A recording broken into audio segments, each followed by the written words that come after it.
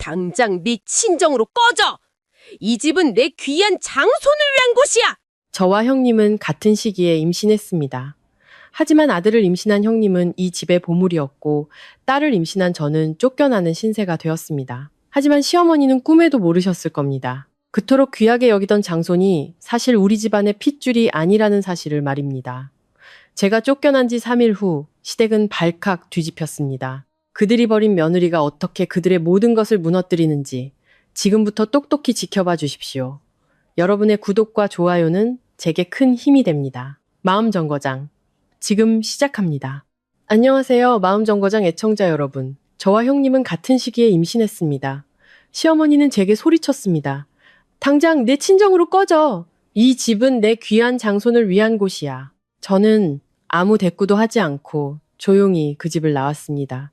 그리고 3일 뒤 시댁은 온통 아수라장이 되었습니다. 직접 겪지 않았다면 저조차도 믿기 힘든 이야기입니다. 임신한 며느리가 어떻게 시댁 식구들 앞에서 내쫓기는 신세가 될 수 있었는지 말입니다. 그날 저는 거실 한가운데 서서 무의식적으로 제 배를 감싸 안았습니다. 뱃속의 아이는 이제 겨우 2달이 넘어 아직 뚜렷한 형태도 갖추지 못했는데 벌써부터 이런 모진 말을 들어야 했습니다. 시어머니인 박 여사님은 제 맞은편에 서서 얼음장 같은 눈빛으로 날카로운 목소리를 조금도 숨기지 않고 소리쳤습니다. 내 친정으로 당장 꺼지라고 했다. 이 집은 내 장손만을 위한 곳이니까. 그 말은 제 뺨을 후려치는 것과 같았습니다. 저는 그 자리에 얼어붙은 듯 서 있었고 귀가 멍멍해지면서 방금 들은 말이 현실인지 믿을 수가 없었습니다. 옆 소파에는 형님 오수진이 앉아 눈에 띄게 불러온 배를 부드럽게 쓰다듬으며 만족스러운 미소를 짓고 있었습니다. 임신 6개월. 형님의 배는 온 집안의 보물이 되기에 충분히 커져 있었습니다. 하지만 저는 아니었죠. 저는 남편 김민준을 돌아봤습니다.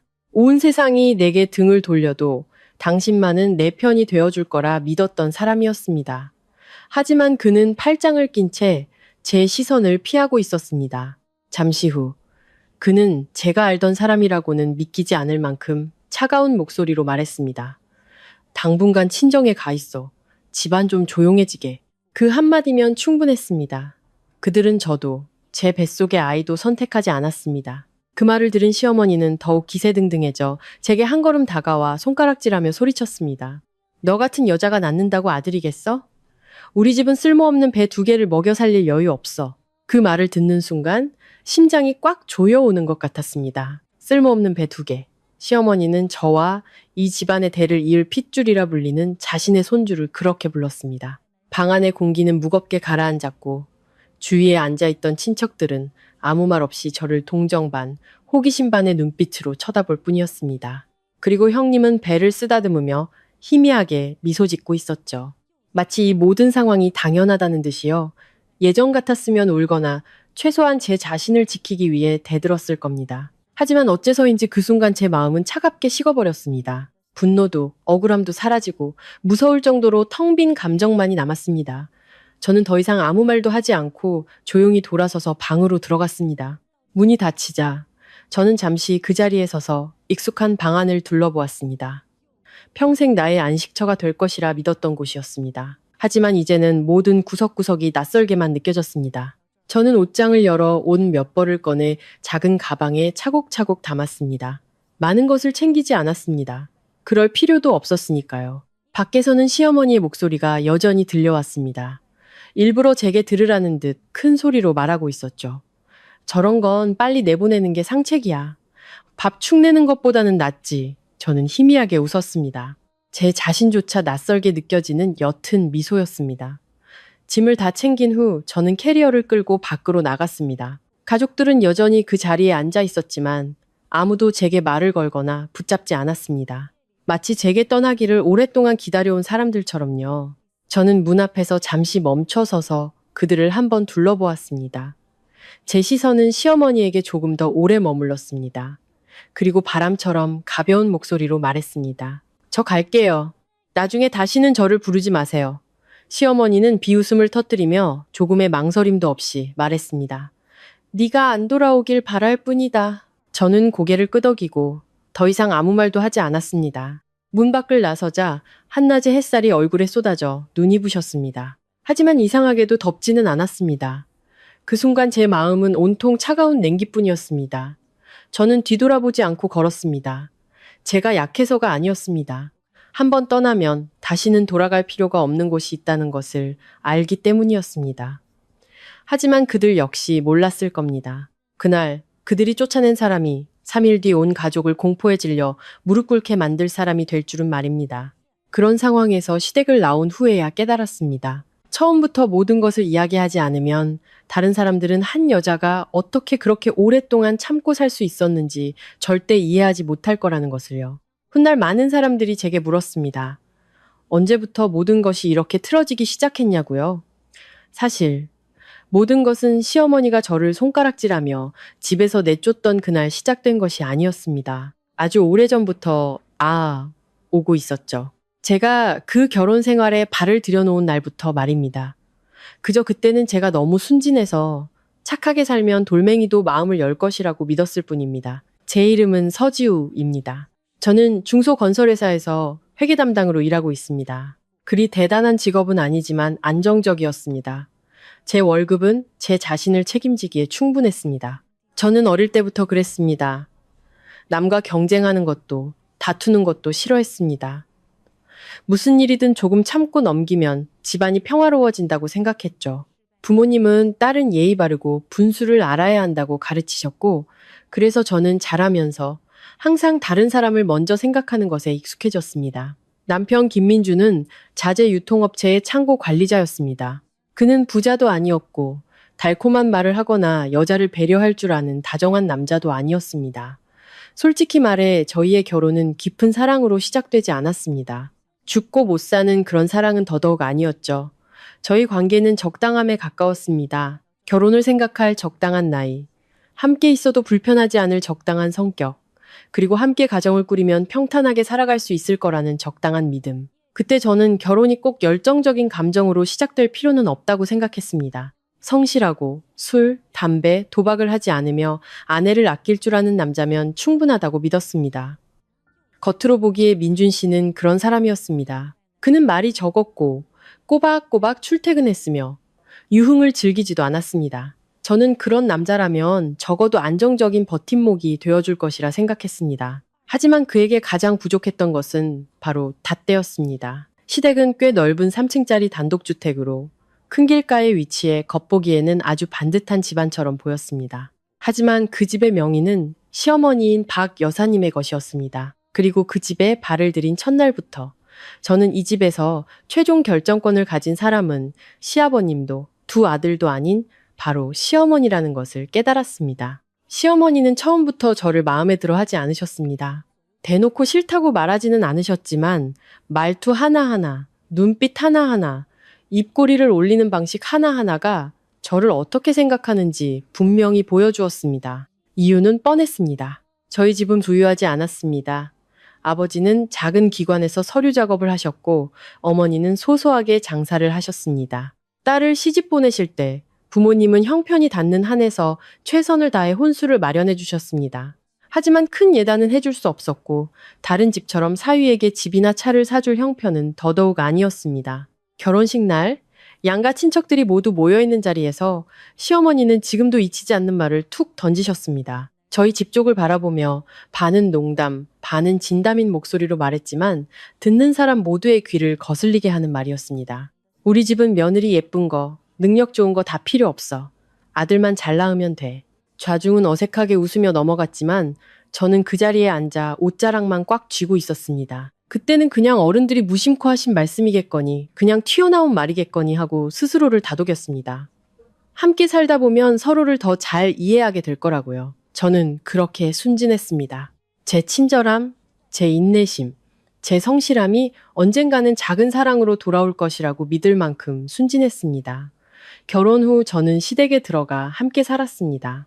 아침에 출근하고 저녁에 퇴근하면 바로 부엌으로 들어가 요리하고 청소하고 온갖 집안일을 도맡아 했습니다. 매달 월급은 자발적으로 생활비에 보탰고 집안의 크고 작은 일들, 물건 구매, 공과금 납부, 친척들 경조사까지 거의 모든 일에 제 손길과 돈이 들어갔습니다. 하지만 돈을 내는 것과 결정권을 갖는 것은 전혀 다른 문제였습니다. 그 집에서는 모든 크고 작은 지출이 시어머니의 손을 거쳤습니다. 시어머니는 사고 싶은 것을 사고 갖고 싶은 것을 가졌으며 누구에게 얼마를 줄지 결정하는 것도 시어머니의 몫이었습니다. 저는 함께 사는 며느리이고 월급을 받는 직장인이었지만 거의 아무런 발언권도 없었습니다. 한 번은 부엌 찬장이 너무 낡아서 교체하자고 제안한 적이 있었습니다. 그러자 시어머니는 즉시 얼굴을 굳히며 말했습니다. 이 집 일에 네가 감나라 배나라 할 거 없어. 그 말을 듣고 저는 입을 다물 수밖에 없었습니다.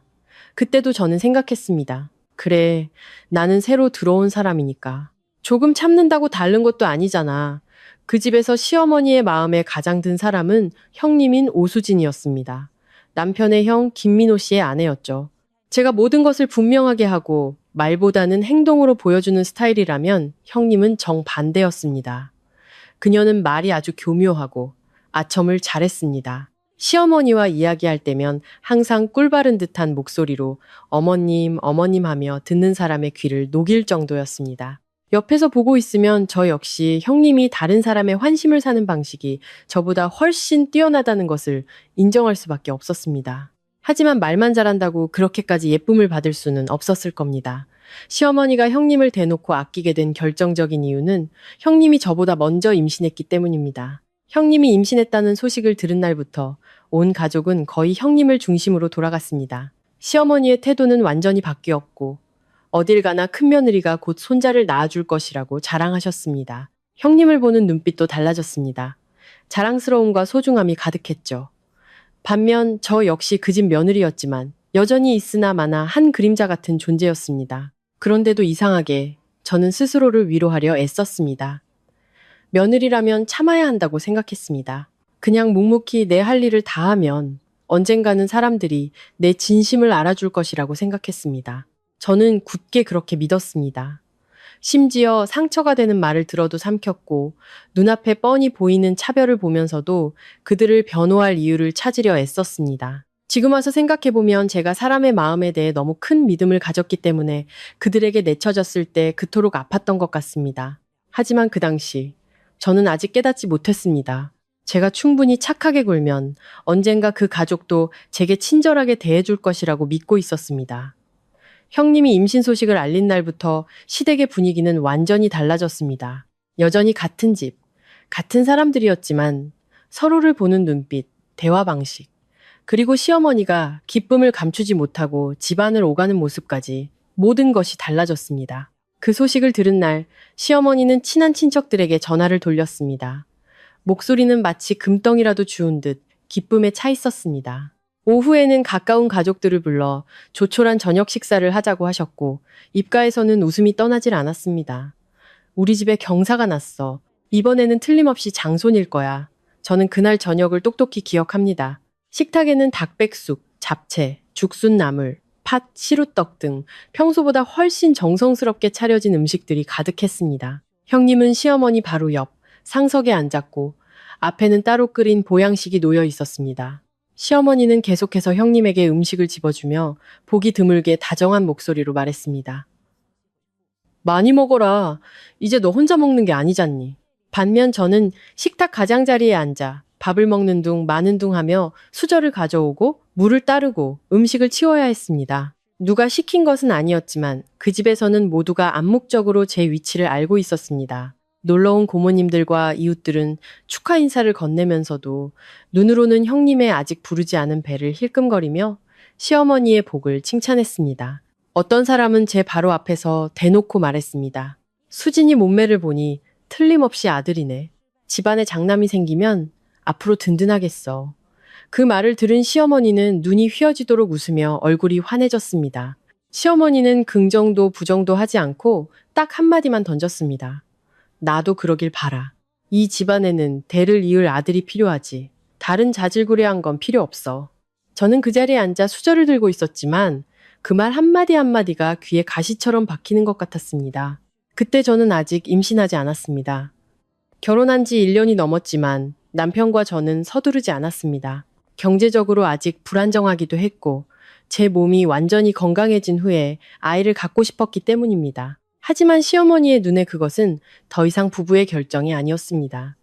그것은 저를 더 안 좋은 시선으로 보게 만드는 핑궁거리가 되었습니다. 형님의 임신 축하 식사 이후 시어머니는 애둘러 말하는 횟수가 더 잦아졌습니다. 나무를 다듬다가 한숨을 쉬며 말하기도 했습니다. 복 있는 사람은 시집 오자마자 좋은 소식이 들리는데 어떤 사람은 한참이 지나도 아무 소식이 없으니, 또 어떤 때는 이웃집 아기가 유모차를 타고 지나가면 혀를 차며 말했습니다. 여자가 애를 못 낳으면 그것도 참 문제야. 어느 날은 더 심하게 식사 중에 남편 앞에서 대놓고 말했습니다. 여자가 임신이 늦으면 쓸모가 없는 거야. 시집 와서 애 낳을 생각도 안 하면 집안에 놓인 장식품이랑 뭐가 달라. 그럴 때마다 남편은 고개를 숙이고 밥만 먹거나 다른 이야기로 화제를 돌릴 뿐 단 한 번도 저를 위해 나서주지 않았습니다. 저는 그저 옅은 미소를 지으며 넘기려 애썼습니다. 신경 쓰지 말자. 변명해봤자 나만 손해다. 하지만 솔직히 말해 그때 제 마음이 아프지 않았던 것은 아닙니다. 남이 하는 말도 상처가 되는데 매일 어머니라고 불러야 하는 사람에게 듣는 말은 오죽했을까요?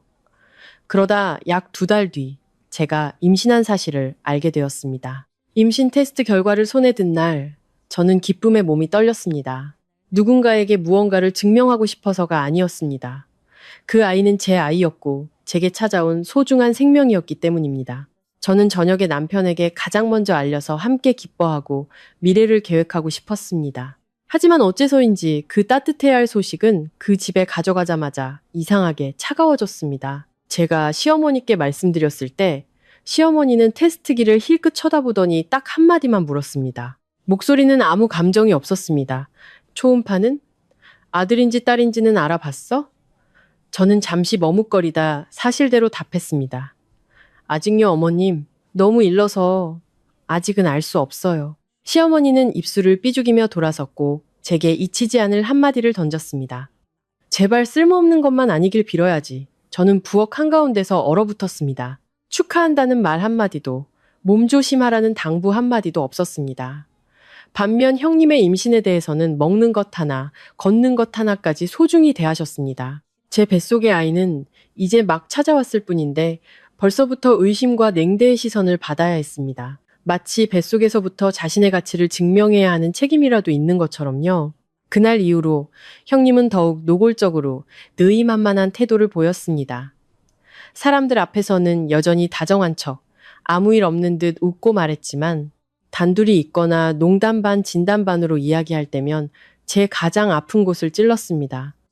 한 번은 과일을 깎다가 배를 쓰다듬으며 제게 웃으며 말했습니다.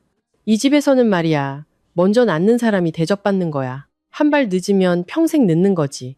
저는 대답하지 않고 조용히 칼만 씻었지만 목에 돌덩이가 걸린 것처럼 숨이 막혔습니다. 그 후 식사 시간마다 차별은 더욱 분명해졌습니다. 형님은 시어머니 덕에 자리에 가만히 앉아 손 하나 까딱하지 않았습니다. 식사가 끝나도 설거지를 할 필요가 없었고 장을 볼 때도 누군가 함께 가주었으며 무엇을 먹고 마실지 세심하게 챙겨주었습니다. 반면 저 역시 임신 중이었지만 예전처럼 일해야 했고 심지어 더 많은 일을 해야 했습니다. 시어머니는 형님이 임신 중이라 조심해야 한다는 이유로 모든 부엌일을 제게 떠넘겼습니다. 수진이는 조심해야 하고 너는 이제 겨우 시작인데 뭘 그리 유난이야. 하루는 퇴근길에 몸이 너무 피곤하고 목이 칼칼하며 아랫배가 뭉쳐 불편했습니다. 저는 용기를 내어 시어머니께 그날 저녁 식사 준비를 쉬고 간단한 배달 음식을 시켜 먹자고 말씀드렸습니다. 그 말을 듣자마자 시어머니는 얼굴을 굳히며 집안이 떠나가라 소리쳤습니다. 임신한 게 벼슬이야. 쉬고 싶다고? 내가 애넷을 낳을 때는 아침에 장 보고 저녁에 밥 짓고 밤에는 빨래까지 했어. 너는 이제 겨우 시작인데 뭐가 그리 대단하다고 유난을 떨어. 저는 그 자리에 서 있었습니다. 아직 손에 든 가방도 내려놓지 못한 채 목이 뜨거워져 아무 말도 할 수 없었습니다. 남편은 거실에 앉아 모든 것을 똑똑히 들었지만 여전히 쥐죽은 듯 조용했고 형님은 소파에 앉아 임산부용 우유를 한 모금 마시며 저를 힐끗 쳐다보고는 다시 고개를 돌렸습니다. 마치 이 모든 일이 자신과는 아무 상관없다는 듯이요. 그런 일들을 겪으며 저는 고통스러운 사실 하나를 점차 깨닫게 되었습니다. 이 집에서 제 뱃속의 아이는 태어나기도 전부터 이미 패배자로 낙인 찍혔다는 것을요. 뱃속의 아이가 태어나기도 전에 패배자로 여겨진다는 사실을 깨달은 그날 이후 저는 시댁의 모든 것을 다른 시선으로 보기 시작했습니다. 더 이상 인내라는 두 글자로 스스로를 위로하는 순진한 사람이 아니었습니다. 저는 더욱 분명하게 보이기 시작했습니다. 모든 편에 가시돋친 말 한마디, 사소해 보이지만 그 안에 냉혹한 계산이 숨어있는 모든 행동들을 말입니다. 그 후로 시어머니는 거의 노골적으로 차별을 드러냈습니다. 집안의 모든 영양가 있는 음식은 을의 형님, 오수진의 몫이었습니다. 아침마다 시어머니는 형님을 위해 제비집 수프나 비둘기 죽을 따로 끓였습니다. 점심에는 한약재를 넣은 보양탕을, 저녁에는 수입산 임산부용 분유를 챙겨주었습니다. 과일도 가장 비싼 것만 골랐습니다. 장을 보고 돌아오면 시어머니는 소중하게 물건을 내려놓고는 형님을 불렀습니다. 수진아, 이리 와서 엄마가 사온 배랑 포도 좀 먹어라. 임신했을 때는 좋은 걸 먹어야 나중에 튼튼한 아들을 낳지. 저 역시 임신 중이었고 그 집 며느리였지만 한쪽 구석에서 쌀을 씻고 나무를 다듬고 마치 남처럼 밥을 지어야 했습니다. 제가 형님처럼 떠받들어지기를 바란 것은 아니었습니다. 저를 가장 슬프게 했던 것은 그 차이가 너무나 명백해서 더 이상 우연이 아닌 의도적인 것이라는 점이었습니다. 한 번은 퇴근길에 약국에 들러 임산부용 비타민과 철분제를 샀습니다. 요즘 들어 어지럼증이 잦았기 때문입니다. 약봉지를 식탁에 내려놓자마자 시어머니는 힐끗 쳐다보더니 날카로운 목소리로 쏘아붙였습니다. 월급이 얼마라고, 약이니 뭐니 사다 나르니? 시댁에 얹혀 살면서 아가씨 행세는. 그 말을 듣고 숨이 턱 막혔습니다. 그 약은 제 사비로 산 것이었습니다. 매달 월급은 꼬박꼬박 생활비로 보태고 있었습니다. 그런데도 제가 형님처럼 아첨할 줄 모르고 말재주가 없다는 이유로 제가 하는 모든 것은 잘못된 것이고 눈에 거슬리는 것이 되었습니다. 똑같은 며느리인데 한 명은 보물처럼 여겨지고 다른 한 명은 짐짝 취급을 받았습니다.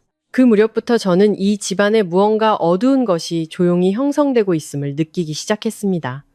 그것은 더 이상 단순한 미움이 아니었습니다. 마치 장기적이고 목적이 있으며 명확한 목표를 가진 계산처럼 느껴졌습니다. 어느 날 오후 회사가 정전되어 평소보다 일찍 퇴근한 날이었습니다. 마당에 들어서자 뒤뜰 주방에 불이 켜져 있는 것이 보였습니다. 안에서는 시어머니와 형님이 이야기하는 소리가 들려왔습니다.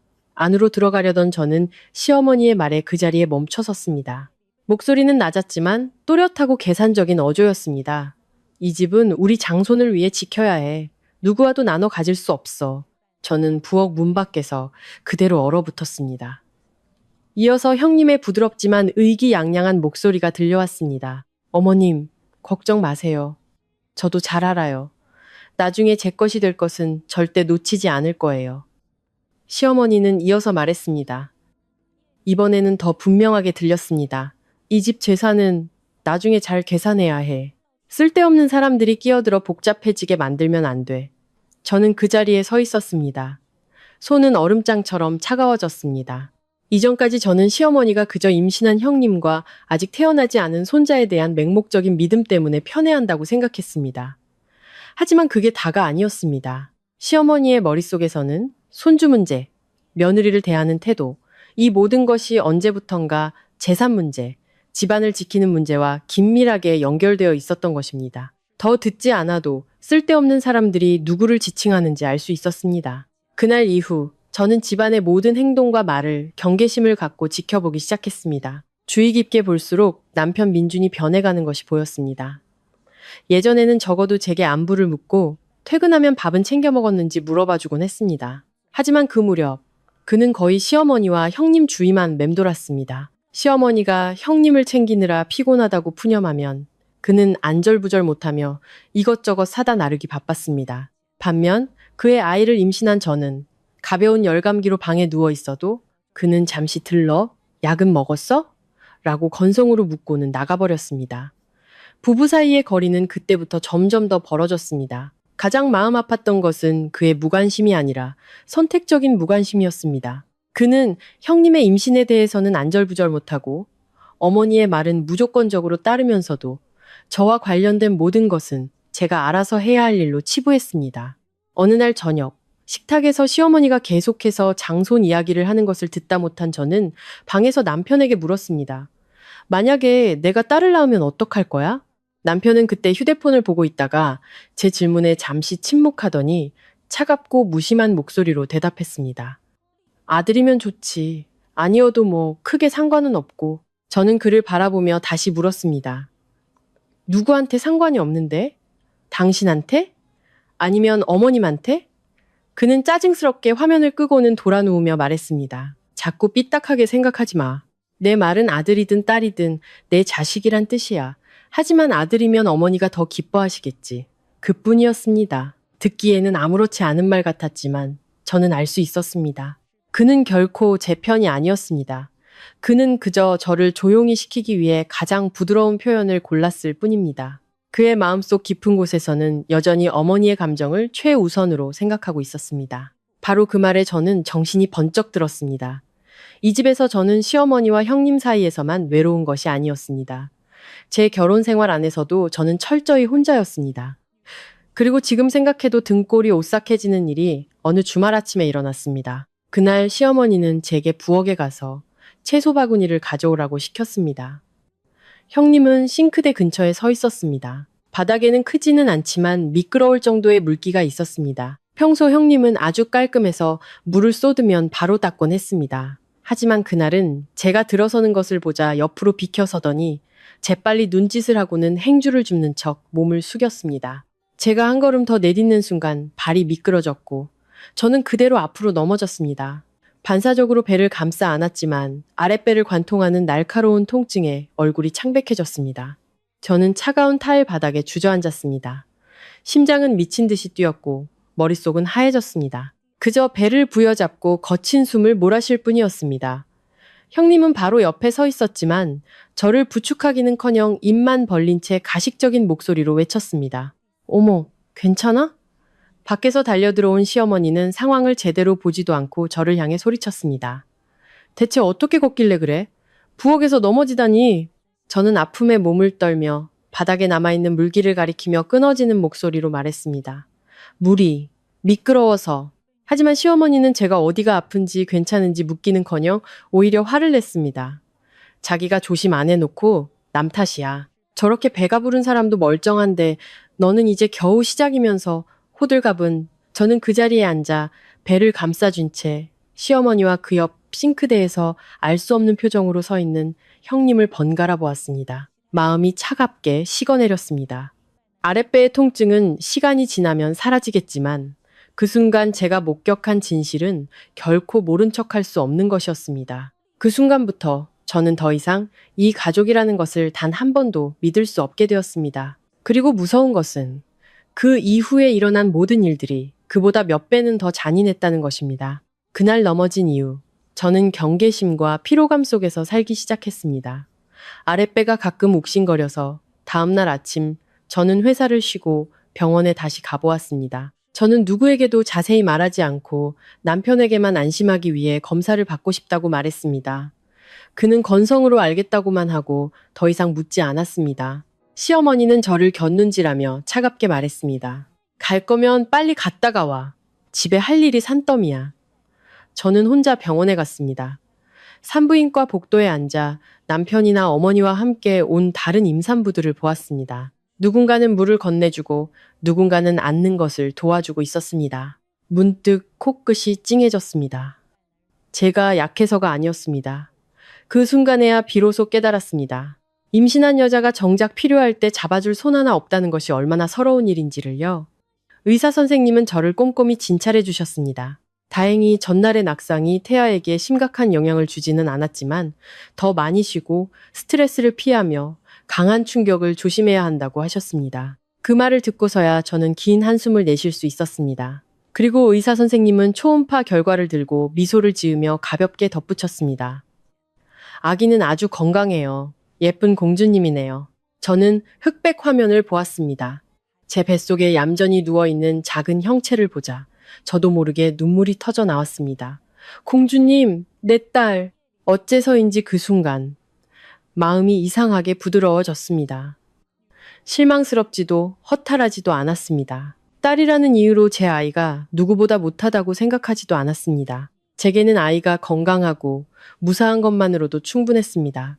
저는 복도에 몇 분 더 앉아 있었습니다. 한 손을 배에 얹고 마음속으로 다짐했습니다. 다른 사람들이 어떻게 생각하든 너는 하늘이 내게 주신 가장 소중한 선물이야. 하지만 그 작은 기쁨은 집에 돌아오자마자 산산조각 났습니다.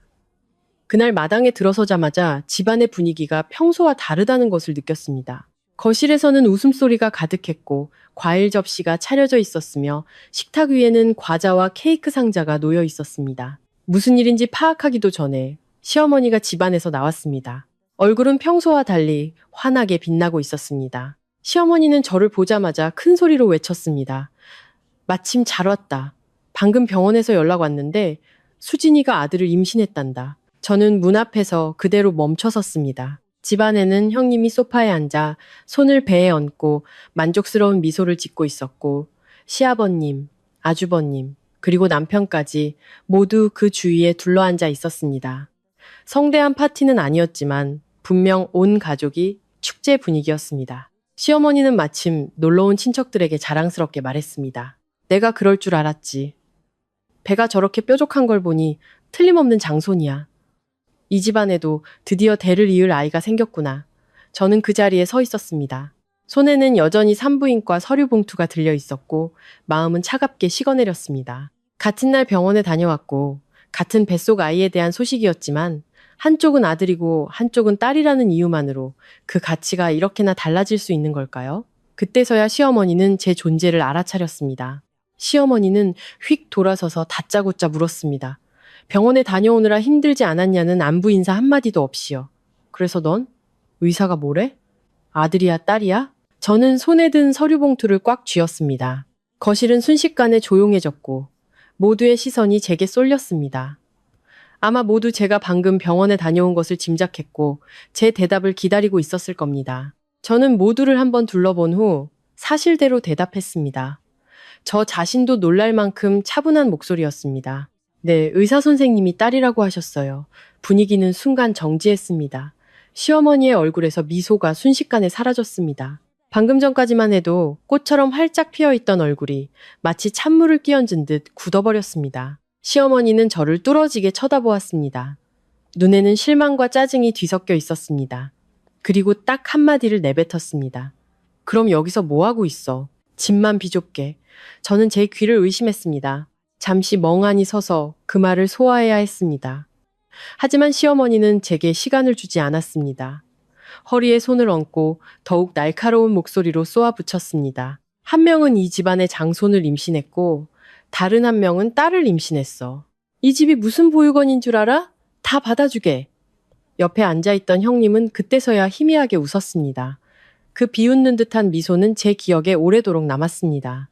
형님은 배를 쓰다듬으며 저를 위아래로 훑어보더니 아무렇지 않게 말했습니다. 이 집안에는 대를 이을 사람이 필요하지. 짐을 더할 사람은 필요 없어. 그 말은 제 가슴에 비수를 꽂는 것과 같았습니다. 저는 남편을 돌아봤습니다. 단 한마디의 변호, 단 한마디의 공정한 말, 적어도 자신의 아내를 모욕하는 어머니와 형님의 태도에 대한 불쾌감이라도 보여주길 바랐습니다. 하지만 그는 침묵했습니다. 그는 잠시 바닥을 내려다보더니 느리고 차가운 목소리로 말했습니다. 아무래도 당분간 친정에 가 있는 게 좋겠어. 저는 그를 바라보며 제 귀를 믿을 수 없었습니다. 지금 나를 내쫓는 거야? 남편은 대답하지 않고 제 시선을 피했습니다. 그 침묵은 어떤 말보다 더 아팠습니다. 아들이 입을 열자 시어머니는 더욱 기세등등해졌습니다. 벌떡 일어나 문을 가리키며 집안 전체에 울려 퍼지는 날카로운 목소리로 소리쳤습니다. 그래, 당장 오늘 나가. 이 집에서 배 2개를 먹여 살릴 순 없어. 아들을 임신한 애는 남고 너 같은 건 친정에 가서 애 낳아. 저는 그 자리에 서 있었습니다. 심장이 지식여지는 것 같았습니다. 순간 주위의 모든 소리가 멀어지는 것 같았습니다. 제 눈에는 눈앞의 얼굴들만 보였습니다. 분노에 찬 시어머니, 의기양양한 형님, 고개를 숙인 남편, 그리고 제가 그토록 아끼고 참고 가족이라 여겼던 이 집이 한 번도 제 것이었던 적이 없었다는 사실이 뼈저리게 느껴졌습니다. 저는 울지 않았습니다. 이상하게도 막다른 길에 몰리자 더 이상 눈물이 나지 않았습니다. 저는 그저 가볍게 고개를 끄덕이고 조용히 방으로 들어갔습니다. 낡은 캐리어를 꺼내 옷 몇 벌을 접어넣고 산부인과 서류와 약간의 개인용품을 챙겼습니다. 변명도, 해명도, 애원도 하지 않았습니다. 저는 알았습니다. 이 집에서는 말을 할수록 그들의 웃음거리가 될 뿐이라는 것을요. 제가 캐리어를 끌고 다시 나왔을 때 가족들은 여전히 그 자리에 앉아 있었습니다. 아무도 붙잡지 않았고 아무도 묻지 않았습니다. 저는 거실 한가운데서 멈춰서서 오늘 이 순간의 모든 얼굴들을 기억하려는 듯 천천히 주위를 둘러보았습니다. 그리고 아주 작지만 분명한 목소리로 말했습니다. 이제부터는 다시는 저를 이런 모습으로 부르지 마세요. 시어머니는 차갑게 코웃음을 쳤고 형님은 고개를 돌렸습니다. 입가에는 여전히 비웃음이 걸려 있었습니다. 남편은 여전히 침묵했습니다. 비겁한 침묵이었습니다. 저는 문 밖으로 나섰습니다. 마당의 햇살은 눈부셨지만 제 마음은 차갑게 얼어붙어 있었습니다. 그리고 그 집에서 쫓겨나는 바로 그 순간 제 머릿속에는 조용히 한 가지 계획이 세워지고 있었습니다. 3일 뒤 시댁 식구 모두가 대가를 치르게 될 계획이 말입니다. 친정집에 도착했을 때는 이미 날이 어둑해져 있었습니다. 어머니는 문을 열어주시다가 제 손에 들린 캐리어를 보고 얼굴이 하얗게 질리셨습니다. 어머니는 바로 묻지 않으시고 제 가방을 받아들고는 집 안으로 저를 이끄셨습니다. 마치 제가 마당에 1분이라도 더 서 있으면 산산조각이라도 날 것처럼요. 거실에서 차를 드시던 아버지는 저를 보자마자 벌떡 일어나셨습니다. 아버지의 시선은 제 얼굴을 스쳐 아직 뚜렷하지 않은 제 배에 멈췄습니다. 그것만으로도 부모님은 제가 이런 모습으로 갑자기 돌아온 이유를 짐작하셨을 겁니다. 저는 바로 울지 않았습니다.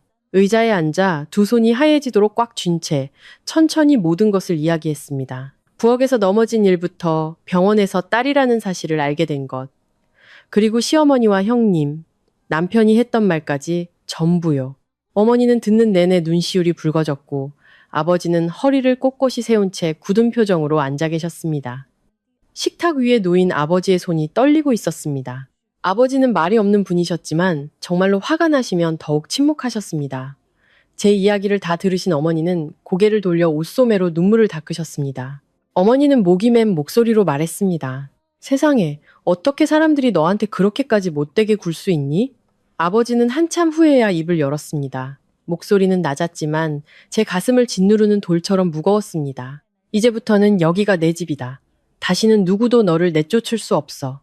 그 한마디에 제 코끝이 찡해졌습니다. 오후부터 지금까지 저는 무너지지 않으려고 애써 버티고 있었습니다. 하지만 아버지의 그 말을 듣자 비로소 기댈 곳을 찾은 듯 긴장이 풀렸습니다. 어머니는 서둘러 부엌으로 가서 따뜻한 국을 데우고 밥을 차려주셨습니다. 억지로라도 몇 숟가락 먹게 하고 우유를 마시게 하셨습니다. 어머니는 분주하게 움직이셨지만 그 분주함이 제 마음을 뭉클하게 만들었습니다. 걱정해주고 챙겨주고 내 핏줄이라고 여겨주는 그 느낌. 정말 오랜만에 다시 느껴보는 감정이었습니다. 그날 밤 저는 처녀 시절 쓰던 제 방의 낡은 침대에 누웠습니다. 방은 크지 않았고 가구도 낡았지만 이불에 남아있는 햇살 냄새, 천장에서 규칙적으로 돌아가는 선풍기 소리, 복도를 조용히 오가는 어머니의 발소리, 이 모든 것이 제 마음을 조금씩 진정시켜 주었습니다. 저는 배에 손을 얹고 뱃속의 아이에게 이제 우리는 더 이상 그 집에 있지 않다고 속삭였습니다. 하지만 눈을 감자마자 머릿속은 온갖 생각으로 복잡해졌습니다. 오후에 들었던 말들이 바늘처럼 차갑게 제 머릿속을 맴돌았습니다. 밤 9시가 넘어 제 휴대폰이 울렸습니다. 화면을 보자 심장이 쿵 내려앉았습니다. 남편도 시어머니도 아니었습니다. 전화를 건 사람은 아주버님, 김민호 씨였습니다. 저는 잠시 멍하니 있었습니다. 제가 시집온 이후로 아주버님은 집에서 가장 말이 없는 사람이었습니다. 시어머니처럼 악랄하지도 않았고 형님처럼 노골적으로 저를 억압하지도 않았지만 그렇다고 제게 친절하거나 제 편이 되어준 적도 없었습니다. 저와 아주버님의 관계는 물처럼 밍밍한 그저 형식적인 관계에 불과했습니다. 그래서 이 시간에 걸려온 전화는 이상하고 불안하게 느껴졌습니다. 저는 잠시 망설이다 전화를 받았습니다. 수화기 너머에서는 몇 초간의 침묵과 함께 무거운 숨소리만 들려왔습니다. 그리고 아주버님의 목소리가 들려왔습니다. 평소의 형식적인 목소리와는 다른 가라앉은 목소리였습니다. 재수 씨, 혹시 요즘 수진이가 누구랑 자주 연락하는지 알아요? 저는 침대에서 벌떡 일어났습니다. 너무나 갑작스럽고 예상치 못한 질문이었습니다. 저는 미간을 찌푸리며 낮은 목소리로 되물었습니다. 아주버님, 그건 왜 물으세요?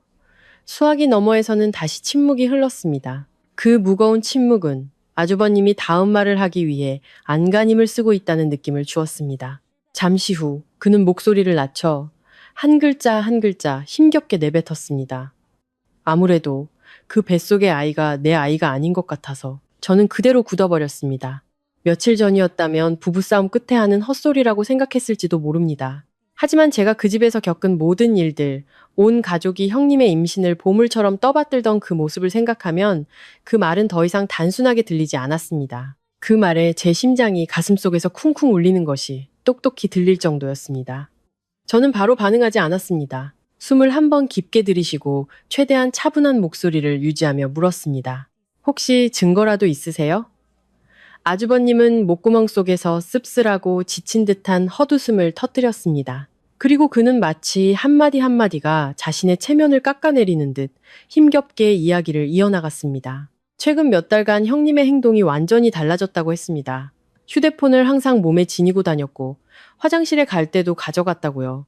예전에는 친구들과의 돈 문제까지도 시시콜콜 이야기하던 사람이 요즘은 모든 것을 비밀에 붙였다고 했습니다. 한밤중에 베란다에 나가 문자를 보내기도 하고 산부인과에 간다는 핑계로 이상하게 늦게 들어온 적도 있다고 했습니다. 아주버님은 처음에는 임신한 여자의 변덕이라고 스스로를 위로했지만 시간이 갈수록 무언가 잘못되었다는 느낌이 강해졌다고 했습니다. 그리고 그의 목소리가 뚝 떨어졌습니다. 일주일 전 우연히 형님의 휴대폰을 보게 되었는데 많은 것을 보지는 못했지만 형님이 황급히 낚아채 가기 전에 최강훈이라는 이름을 분명히 보았다고 했습니다. 그 순간 정말로 등골이 서늘해졌습니다.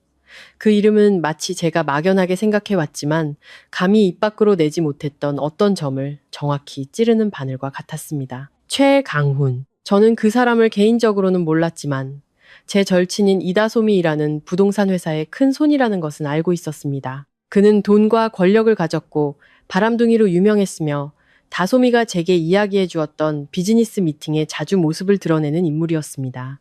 저는 휴대폰을 더 꽉 쥐었습니다. 머릿속에 오래된 기억 하나가 스쳐 지나갔습니다. 얼마 전 다솜이에게 물건을 전해주기 위해 그녀의 회사 근처 카페에서 만난 적이 있었습니다. 그날 친구를 기다리던 중 유리창 너머로 형님이 지나가는 것을 언뜻 보았습니다. 그녀는 챙이 넓은 모자와 마스크를 쓰고 있었고 길가에 세워진 검은색 세단에 재빨리 올라탔습니다. 그때는 제가 잘못 봤거나 형님이 근처에 볼 일이 있겠거니 하고 대수롭지 않게 넘겼습니다. 하지만 이제 와서 생각해보니 그 사소했던 기억이 바로 이 순간에 되살아날 줄은 꿈에도 몰랐습니다. 저는 잠시 넋을 잃었습니다. 머릿속의 조각들이 하나씩 맞춰지기 시작했습니다. 형님의 지나친 의기양양함, 시어머니의 맹목적인 편애, 온 가족이 부적처럼 여기던 아들이라는 태아, 그리고 이제 형님의 휴대폰에 등장한 최강훈이라는 이름까지. 모든 것이 더 이상 우연이 아니었습니다. 수화기 너머에서 아주버님의 목소리가 다시 들려왔습니다. 이번에는 마치 뜨거운 숯을 삼킨 사람처럼 목소리가 쉬어 있었습니다. 만약 그 아이가 내 아이가 아니라면 우리 집은 지금 시한폭탄을 키우고 있는 거야. 저는 눈을 감았습니다. 제 가슴속에는 더 이상 분노만 있는 것이 아니었습니다. 그것은 무섭도록 차갑고 명료한 감정이었습니다. 저는 분명히 알았습니다. 이 순간부터 모든 것이 다른 방향으로 흘러가기 시작했다는 것을요. 제게 기회가 온 것 같았습니다. 하지만 이번에는 감정적으로 어리석게 행동하지 않을 것입니다. 저는 확신이 필요했고 충분한 증거가 필요했습니다. 그리고 무엇보다 성급하게 나서지 않을 것입니다. 그날 밤 저는 거의 잠을 이루지 못했습니다. 친정집의 낡은 방에 누워 멀리서 들려오는 개 짖는 소리, 뒷마당 나무를 스치는 바람 소리를 들으면서도 머릿속은 온통 최강훈이라는 이름으로 가득 차 있었습니다. 예전 같았으면 막다른 길에 몰린 나머지 과민하게 생각하는 것이라고 스스로를 다독였을지도 모릅니다. 하지만 이제는 아니었습니다. 지난 몇 달간 시댁에서 겪었던 일들, 눈빛 하나, 말 한마디 하나하나가 자연스럽게 연결되면서 더 이상 스스로를 속일 수 없게 되었습니다. 다음날 아침, 저는 아주 일찍 일어났습니다. 어머니가 부엌에서 죽을 쓰고 계실 때 저는 이미 침대 가장자리에 앉아 휴대폰 화면만 뚫어지게 쳐다보고 있었습니다. 주소록을 열어 이다솜이라는 이름 앞에서 한참을 망설이다 통화 버튼을 눌렀습니다. 다솜이는 제 대학 시절부터 가장 친한 친구였습니다. 수년간 함께 지내며 크고 작은 모든 일을 공유해온 사이였죠. 그녀는 대형 부동산 회사의 대외협력 부서에서 일하며 투자자나 기업가들을 자주 접했는데 그 중에는 최강훈도 포함되어 있었습니다. 다솜이는 전화를 빨리 받았습니다. 제 목소리를 듣자마자 바로 물었습니다. 웬일이야? 이 아침부터? 무슨 일 있어? 저는 돌려 말하지 않았습니다. 어젯밤 아주버님과의 통화 내용과 형님이 최강훈과 관련이 있을지도 모른다는 제 의심을 간략하게 이야기했습니다. 수학이 너머는 잠잠해졌습니다. 그 침묵이 제 심장을 쿵 내려앉게 했습니다. 저는 다솜이가 남의 사생활에 끼어들기 좋아하는 성격이 아니라는 것을 잘 알고 있었습니다. 그녀가 그렇게 침묵한다는 것은 이 일이 제 상상이 아니라는 뜻이었습니다. 잠시 후 다솜이는 한숨을 쉬며 목소리를 낮췄습니다. 지우야, 나 사실 이 일에 엮이고 싶지 않았어. 하지만 네가 이렇게까지 묻는데 모른 척 할 수는 없네. 저는 휴대폰을 더 꽉 쥐었습니다. 다솜이는 마치 단어를 고르듯 천천히 말했습니다. 최 대표님, 유부녀랑 만나는 거 맞아. 업계에서 모두가 아는 건 아니지만 그렇다고 완전히 비밀도 아니야. 듣기로는 그 여자가 지금 임신 중이라고 하더라. 저는 눈을 감았습니다. 마음의 준비를 했음에도 불구하고 다솜이의 입에서 직접 그 말을 듣자 등골이 오싹해졌습니다. 저는 바로 더 묻지 않았습니다.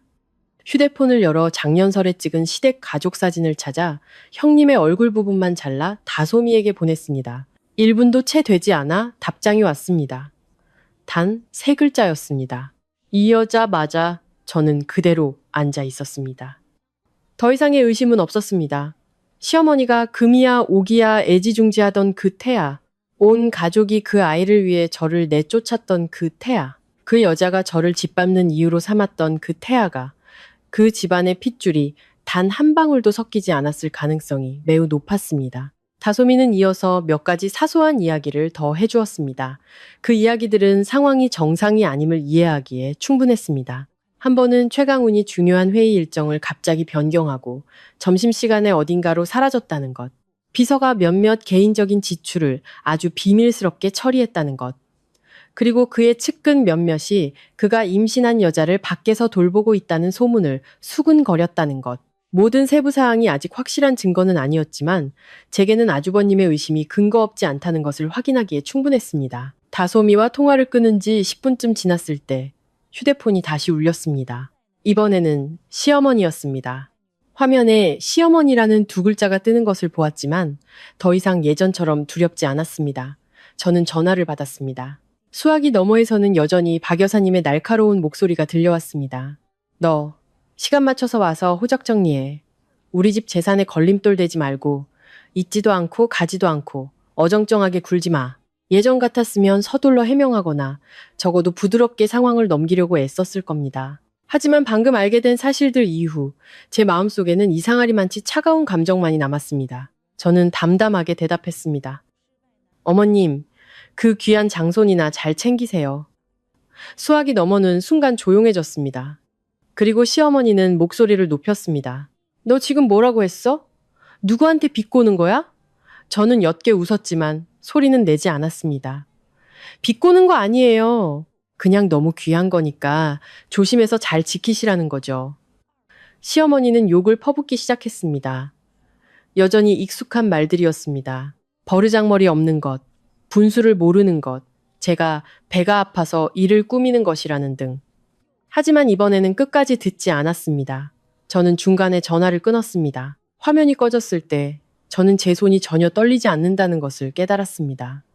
예전에 시어머니를 대할 때처럼 숨이 가쁘거나 불안한 느낌도 없었습니다.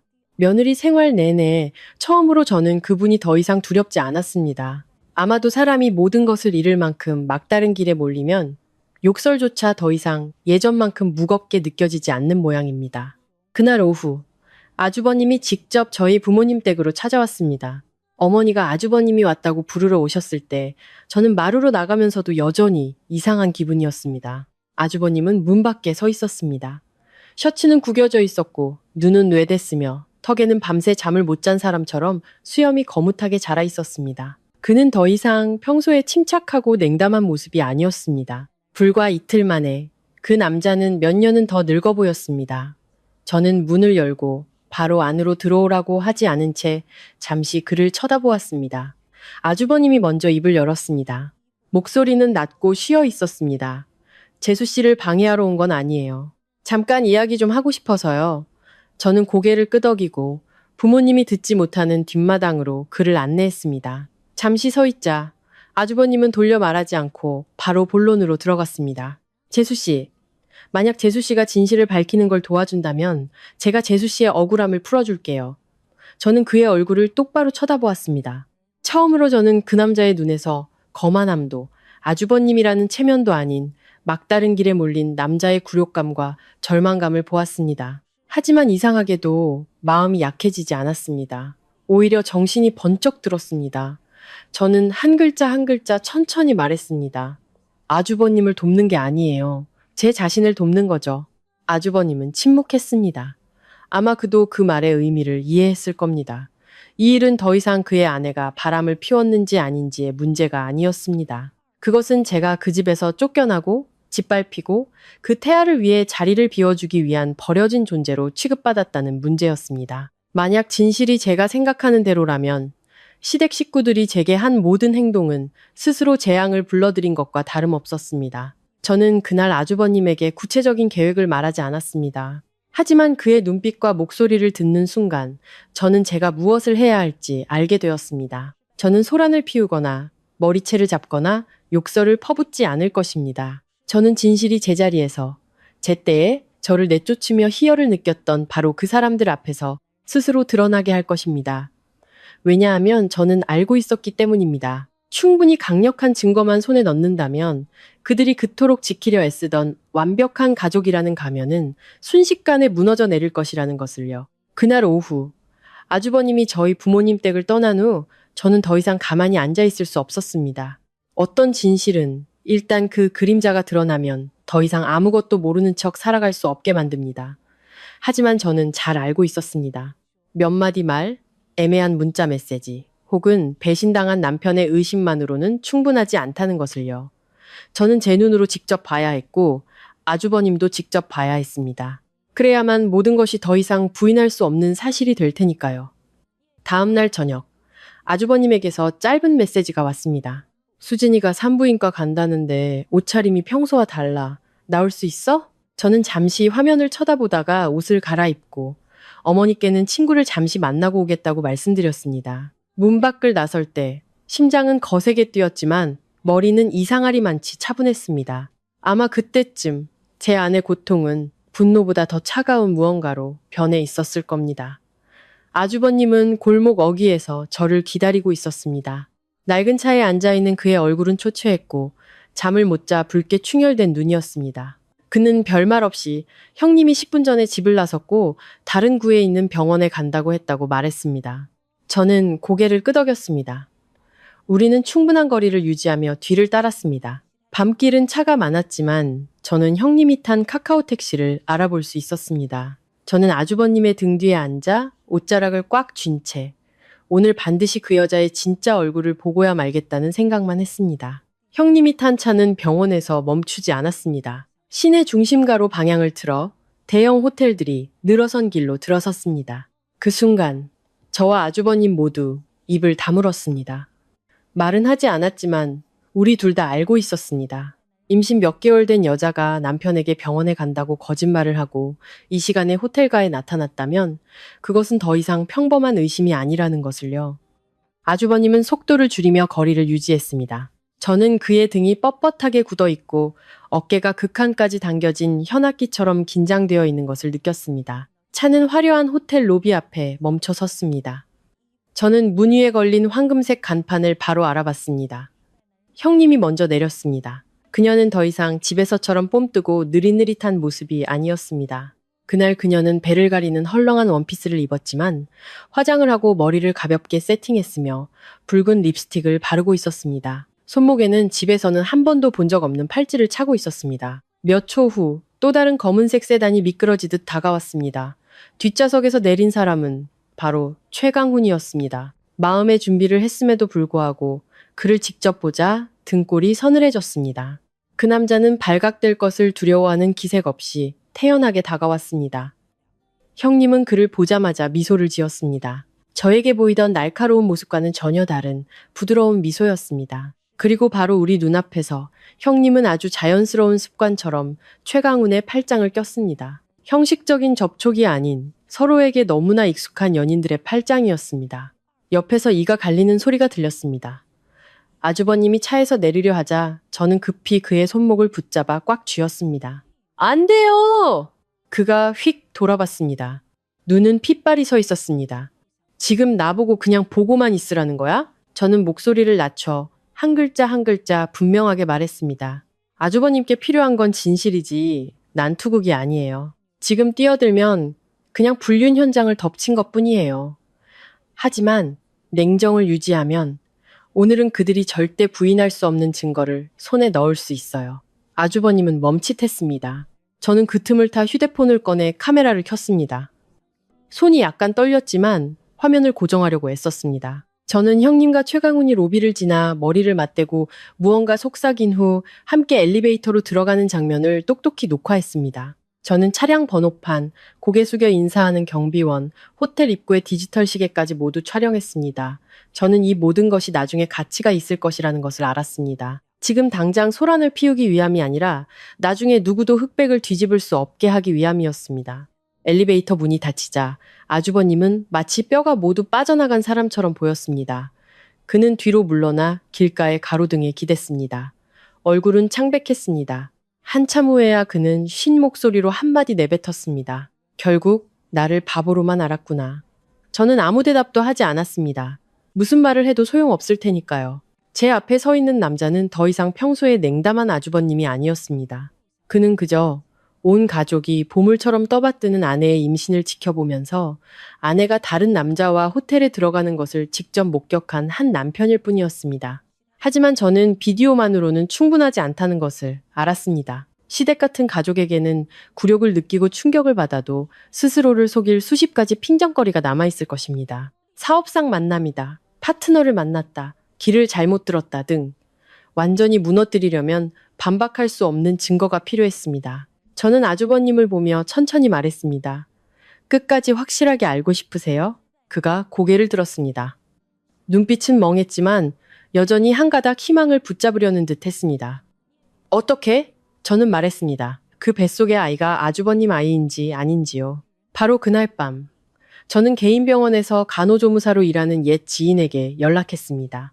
예전에 그녀가 제 회사 건강검진 서류를 도와준 적이 있어서 제가 입이 무거운 사람이라는 것을 알고 있었습니다. 저는 길게 설명하지 않고 비침습적 산전 유전자 검사 가능성에 대해 짧게 물었습니다. 그녀는 잠시 침묵하더니 남편의 DNA 샘플과 현재 다니는 병원의 진료 기록이 있다면 연계된 검사실에서 정식 절차를 통해 검사가 가능하다고 말해주었습니다. 저는 전화를 끊고 아주버님을 돌아봤습니다. 그는 조용히 앉아 두 손으로 얼굴을 감싸고 있었습니다.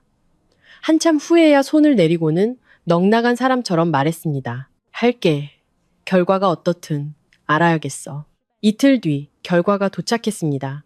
저와 아주버님은 골목 안쪽의 작은 카페에 앉아 있었습니다.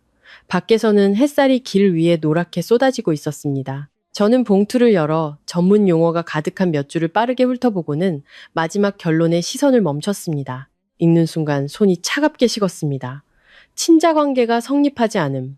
저는 고개를 들었습니다. 아주버님은 제 얼굴을 보더니 그 눈빛만으로도 이미 모든 것을 알아차린 듯 했습니다. 그는 서류를 낚아채듯 가져가 읽어 내려갈수록 얼굴이 하얗게 질려갔습니다. 그리고 갑자기 의자에 주저앉았습니다. 등이 꺾인 듯 손이 심하게 떨렸습니다. 우리 가족이. 아주버님은 비뚤어진 미소를 짓더니 목이 메어 말했습니다. 다른 놈의 자식을 키우고 있었던 건가? 저는 눈앞에 남자를 보았습니다. 안타까운 마음이 없지는 않았지만 그 순간 제 마음속에 더 선명하게 떠오른 것은 차가운 냉기였습니다. 저는 아주 작게, 그러나 한 글자 한 글자 칼날처럼 날카롭게 말했습니다. 키우기만 한 게 아니죠. 그 집안의 진짜 핏줄을 임신한 사람을 내쫓으면서까지요. 아주버님은 저를 올려다보았고 저는 조용히 결과지를 접어 비디오와 함께 가방에 넣었습니다. 저는 바로 공개할 생각이 없었습니다. 그들이 단순히 닫힌 문 뒤에서 부끄러워하는 것을 원치 않았습니다. 저는 이 한 방이 저를 내쫓으며 희열을 느꼈던 모든 사람들이 그 가족의 붕괴를 직접 목격할 만큼 강력하기를 바랐습니다. 호텔 영상과 유전자 검사 결과지를 손에 넣은 후 저는 바로 소란을 피우지 않았습니다. 오히려 의도적으로 침묵했습니다. 어떤 공격은 너무 빨리 가하면 상대방에게 잠시 고통을 줄 뿐, 곧 변명하고 덮고 상황을 뒤집을 방법을 찾게 만듭니다. 하지만 적절한 시기, 적절한 장소, 그들이 가장 높은 곳에 서 있을 때 가하면 단 한 번의 공격만으로도 손 쓸 틈 없이 무너뜨릴 수 있습니다. 시댁에서는 아무 일도 없었던 것처럼 모든 것이 평온하게 흘러갔습니다. 시어머니는 여전히 의기양양했습니다. 아침마다 시장에 가서 큰 소리로 사람들에게 자랑했습니다. 우리 집에 곧 장손이 태어날 거야. 이번에는 제대로 잔치를 열어야지. 장손인데 소홀히 할 수 있나? 지나가던 이웃 아주머니들은 감탄하거나 축하 인사를 건넸고 시어머니는 마치 천하를 손에 넣은 듯 더욱 의기양양해졌습니다. 저는 시댁 근처에 사는 지인을 통해 그런 이야기들을 전해 듣고 그저 옅게 웃을 뿐이었습니다. 어떤 사람은 시어머니가 나중에 아이가 쓸 방을 고치고 따로 목돈을 마련하며 오직 장손을 위한 것이라고 말했다고 전해주었습니다. 그 말을 들을 때마다 제 심장은 더 이상 예전처럼 아프지 않았습니다. 뼛속까지 시린 차가운 감정으로 변했습니다. 자신의 것이 아닌 것을 소중히 여길수록 잃었을 때 더 아픈 법입니다. 저는 그 사실을 잘 알았기에 더욱 침착할 수 있었습니다. 예상대로 하루도 채 지나지 않아 시어머니에게서 다시 전화가 왔습니다. 목소리는 여전히 명령하듯 날카로웠습니다. 언제 와서 서류 정리할 거야? 꾸물거리지 마. 이 집, 이 재산, 나중에 전부 내 손주거야. 너는 끼어들 생각 꿈도 꾸지 마. 저는 창가에 앉아 마당의 꽃나무 사이로 비치는 햇살을 보며 씁쓸한 웃음을 지었습니다. 그 여자는 그때까지도 자신이 우위에 있다고 생각하고 있었고 쫓겨난 며느리가 겁을 먹고 두려워하며 마지막 남은 권리라도 붙잡으려 애쓸 것이라고 믿고 있었습니다. 저는 아주 가볍게 대답했습니다. 네, 어머님, 잘 간직하세요. 시어머니는 잠시 말을 잇지 못했습니다. 제가 그렇게 간단하게 대답할 줄은 몰랐던 모양입니다. 그리고는 저를 조심하라는 둥, 쓸데없는 짓 하지 말라는 둥 몇 마디 더 쏘아붙였지만 저는 더 이상 듣고 싶지 않았습니다. 저는 전화를 끊고 휴대폰을 내려놓았습니다. 제 손은 여전히 책상 위를 부드럽게 쓰다듬고 있었습니다. 저 자신도 이렇게 빨리 평온을 되찾을 수 있었다는 사실에 놀랐습니다. 한편 아주버님은 아무것도 모르는 척 그 집으로 돌아갔습니다. 그가 직접 제게 말했습니다. 지금은 절대 형님이 의심하게 해서는 안 된다고요. 만약 남편이 모든 것을 알았다는 낌새를 채면 그녀는 분명 몸을 사리고 흔적을 지우고 심지어 온 가족을 끌어들여 또 다른 눈물의 연극을 펼칠 것이기 때문입니다. 그래서 아주버님은 평소처럼 출근하고 식사하고 아내에게 몇 마디 안부를 묻는 척 했습니다. 하지만 그 침묵 아래 그는 형님의 모든 행동을 더욱 유심히 관찰하기 시작했습니다. 그리고 볼수록 소름이 끼쳤다고 했습니다. 형님은 두려워하기는커녕 날이 갈수록 교만함이 드러났습니다. 아마 온 가족에게 너무 오랫동안 떠받들어지고 제가 너무 쉽게 쫓겨나는 것을 보았기 때문에 더 이상 승리자의 표정을 숨길 필요조차 느끼지 못했던 것 같습니다. 아주버님은 제게 말했습니다. 어느 날 식사 중에 시어머니가 형님에게 닭곰탕을 따로 떠주자 형님은 배에 손을 얹고 농담 반 진담 반으로 말하더라고요. 나중에 이 집은 우리 아들한테 물려주셔야죠. 안 그러면 누구한테 주시겠어요? 식탁은 순간 조용해졌습니다. 시어머니는 기분 나빠하기는커녕 오히려 웃으며 맞장구를 쳤습니다. 그럼 당연하지. 이 집에 장손이 있는데 걔한테 안 주면 누구한테 주겠니? 아주버님의 말을 전해 들으며 저는 소름이 돋았습니다. 그 여자는 정말로 그 집 전체를 자신의 연극 무대로 삼고 있었습니다. 가장 무서운 것은 그녀의 탐욕이 아니라 그녀가 다른 남자의 아이를 임신했다는 사실을 뻔히 알면서도 태연하게 그 집에 앉아 그들이 해주는 밥을 먹고 시어머니가 자기 자식을 위해 재산을 남겨주겠다는 이야기를 얼굴색 하나 변하지 않고 듣고 있다는 점이었습니다. 남편 민주는 처음 며칠간은 아무 말도 없다가 결국 더 이상 가만히 있지 못하게 되었습니다. 아마 집안 분위기가 뭔가 달라졌다는 것을 느꼈거나 적어도 제가 아무런 미련 없이 캐리어를 끌고 나간 것이 평소의 다툼과는 다르다는 것을 깨달았을 겁니다. 그는 제가 우유를 마시고 난 저녁에 전화를 걸었습니다. 목소리는 낮았고 저를 내쫓던 날에 차가운 기색은 없었습니다. 지우야, 그냥 돌아오면 안 될까? 어머니도 화나서 그러신 거지. 친정에 계속 있는 것도 불편하잖아. 저는 잠시 침묵하다가 되물었습니다. 돌아가서 뭘 하라고요? 수학이 너머는 조용했습니다. 저는 옅게 웃으며 천천히 말을 이었습니다. 돌아가서 다른 사람 자식이나 키우라고요? 저는 남편의 숨소리가 샜는 것을 똑똑히 들었습니다. 더 이상 예전의 무심한 침묵이 아니었습니다. 그것은 감히 생각지도 못했던 부분을 찔린 사람의 침묵이었습니다. 그는 더듬거리며 말했습니다. 너 지금 무슨 헛소리야? 저는 그 질문에 대답하지 않고 딱 한마디만 하고 전화를 끊었습니다. 돌아가서 어머님이랑 형님한테 물어봐요. 어쩌면 그 집에서 바보 취급당한 마지막 사람이 내가 아닐지도 모르니까. 그 통화 이후 남편은 바로 다시 전화하지 않았습니다. 하지만 저는 그의 머릿속에 첫 번째 의심의 씨앗이 심어졌다는 것을 알았습니다. 남자가 의심을 품기 시작하면 이전에 무심코 지나쳤던 모든 세부 사항들이 스스로 되살아나 그를 괴롭히게 됩니다. 회피하는 눈빛, 몰래하는 통화, 휴대폰 속의 낯선 이름, 모든 것이 결국 모습을 드러내게 될 것입니다. 저는 아주버님과 길가의 낡은 카페에서 딱 한 번 더 만났습니다. 긴 말은 필요 없었습니다. 식탁 위에는 거의 그대로 남은 두 잔의 음료와 검사 결과가 담긴 봉투만이 놓여 있었습니다. 저는 휴대폰을 열어 호텔 영상을 다시 보여주었고 그는 형님이 차 안에서 낯선 사람을 만나는 것을 새로 찍은 사진 몇 장을 더 보여주었습니다. 그 집안에 의해 상처받은 두 사람이 결국 묻혀있던 진실의 조각들을 함께 맞추고 있었습니다. 우리는 바로 공개하지 않았습니다. 하지만 그날부터 저는 모든 것을 깔끔하게 준비하기 시작했습니다. 영상, 검사 결과, 메시지, 통화 기록, 모든 것을 신중하게 저장했습니다. 부모님을 포함해 누구에게도 더 이상 말하지 않았습니다. 저는 한 가지 사실을 알고 있었습니다. 그 집안은 체면을 중시하고 자랑하기를 좋아하며 친척과 이웃들 앞에서 모범적인 모습을 꾸미는 것을 좋아한다는 것을요. 그렇다면 진실은 바로 그 사람들 앞에서 벗겨져야만 충분히 아플 것입니다. 저는 알았습니다. 적절한 시기만 온다면 이 한 방이 시댁 전체를 무너뜨릴 것이라는 것을요. 그리고 아무도 다시 일어서지 못할 만큼 처참하게 말입니다. 아주버님과 카페에서 만난 지 이틀쯤 지났을 때 우리가 조용히 쳐놓은 덫이 점차 모습을 드러내기 시작했습니다. 모든 것은 마치 하늘이 그 가족을 절망의 끝으로 몰아가려는 듯 완벽한 타이밍에 일어났습니다.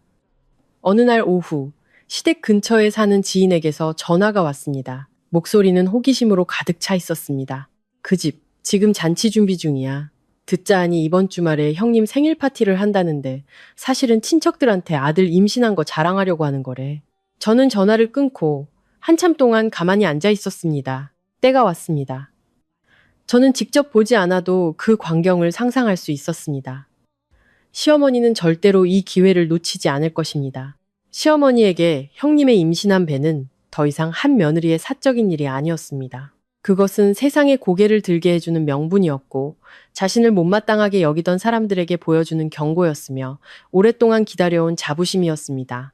형님의 생일 파티는 그저 그럴듯한 핑계일 뿐이었습니다. 시어머니가 정말로 자랑하고 공표하고 사람들에게 인정받고 싶었던 것은 바로 그 장손이었습니다. 그 아이 때문에 저를 집에서 내쫓았던 바로 그 아이 말입니다. 예상대로 바로 그날 저녁 아주버님에게서 짧은 메시지가 왔습니다. 어머니가 친척들한테 전화 돌리고 있어. 일요일에 집에서 파티한다고.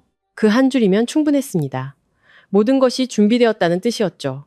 저는 딱 한마디 되물었습니다. 형님은 아무것도 의심 안 해?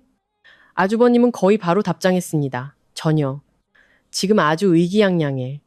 저는 휴대폰 화면을 보며 차갑게 웃었습니다. 사람이 자신이 이겼다고 너무 굳게 믿을 때 바로 그때가 가장 허술해지는 순간입니다. 그 후 며칠 동안 저는 시댁 식구 누구에게도 연락하거나 더 이상 묻지 않았습니다. 저는 그저 체스말을 놓듯 조용히 모든 것을 정리했습니다. 호텔 영상 검사 결과, 아주버님이 몰래 보내준 추가 사진들, 모든 것을 휴대폰에 백업하고 개인 이메일로 보내고 작은 USB에 복사하고 예비용으로 종이사본까지 인쇄해 두었습니다. 집에서 쫓겨난 후 저는 더 이상 어떤 일이든 어설프게 처리하지 않기로 결심했습니다. 저는 시어머니와 형님 같은 사람들은 조금의 틈이라도 보이면 바로 달려들어 물어뜯고 아무 잘못도 없는 것처럼 흑백을 뒤집어 버릴 것이라는 것을 잘 알고 있었습니다. 바로 그 며칠 동안 저는 최강훈을 반드시 나타나게 해야겠다고 결심했습니다. 저와 아주버님 몇 장의 서류와 영상만으로는 시댁 식구들이 끝까지 우길 수도 있었습니다.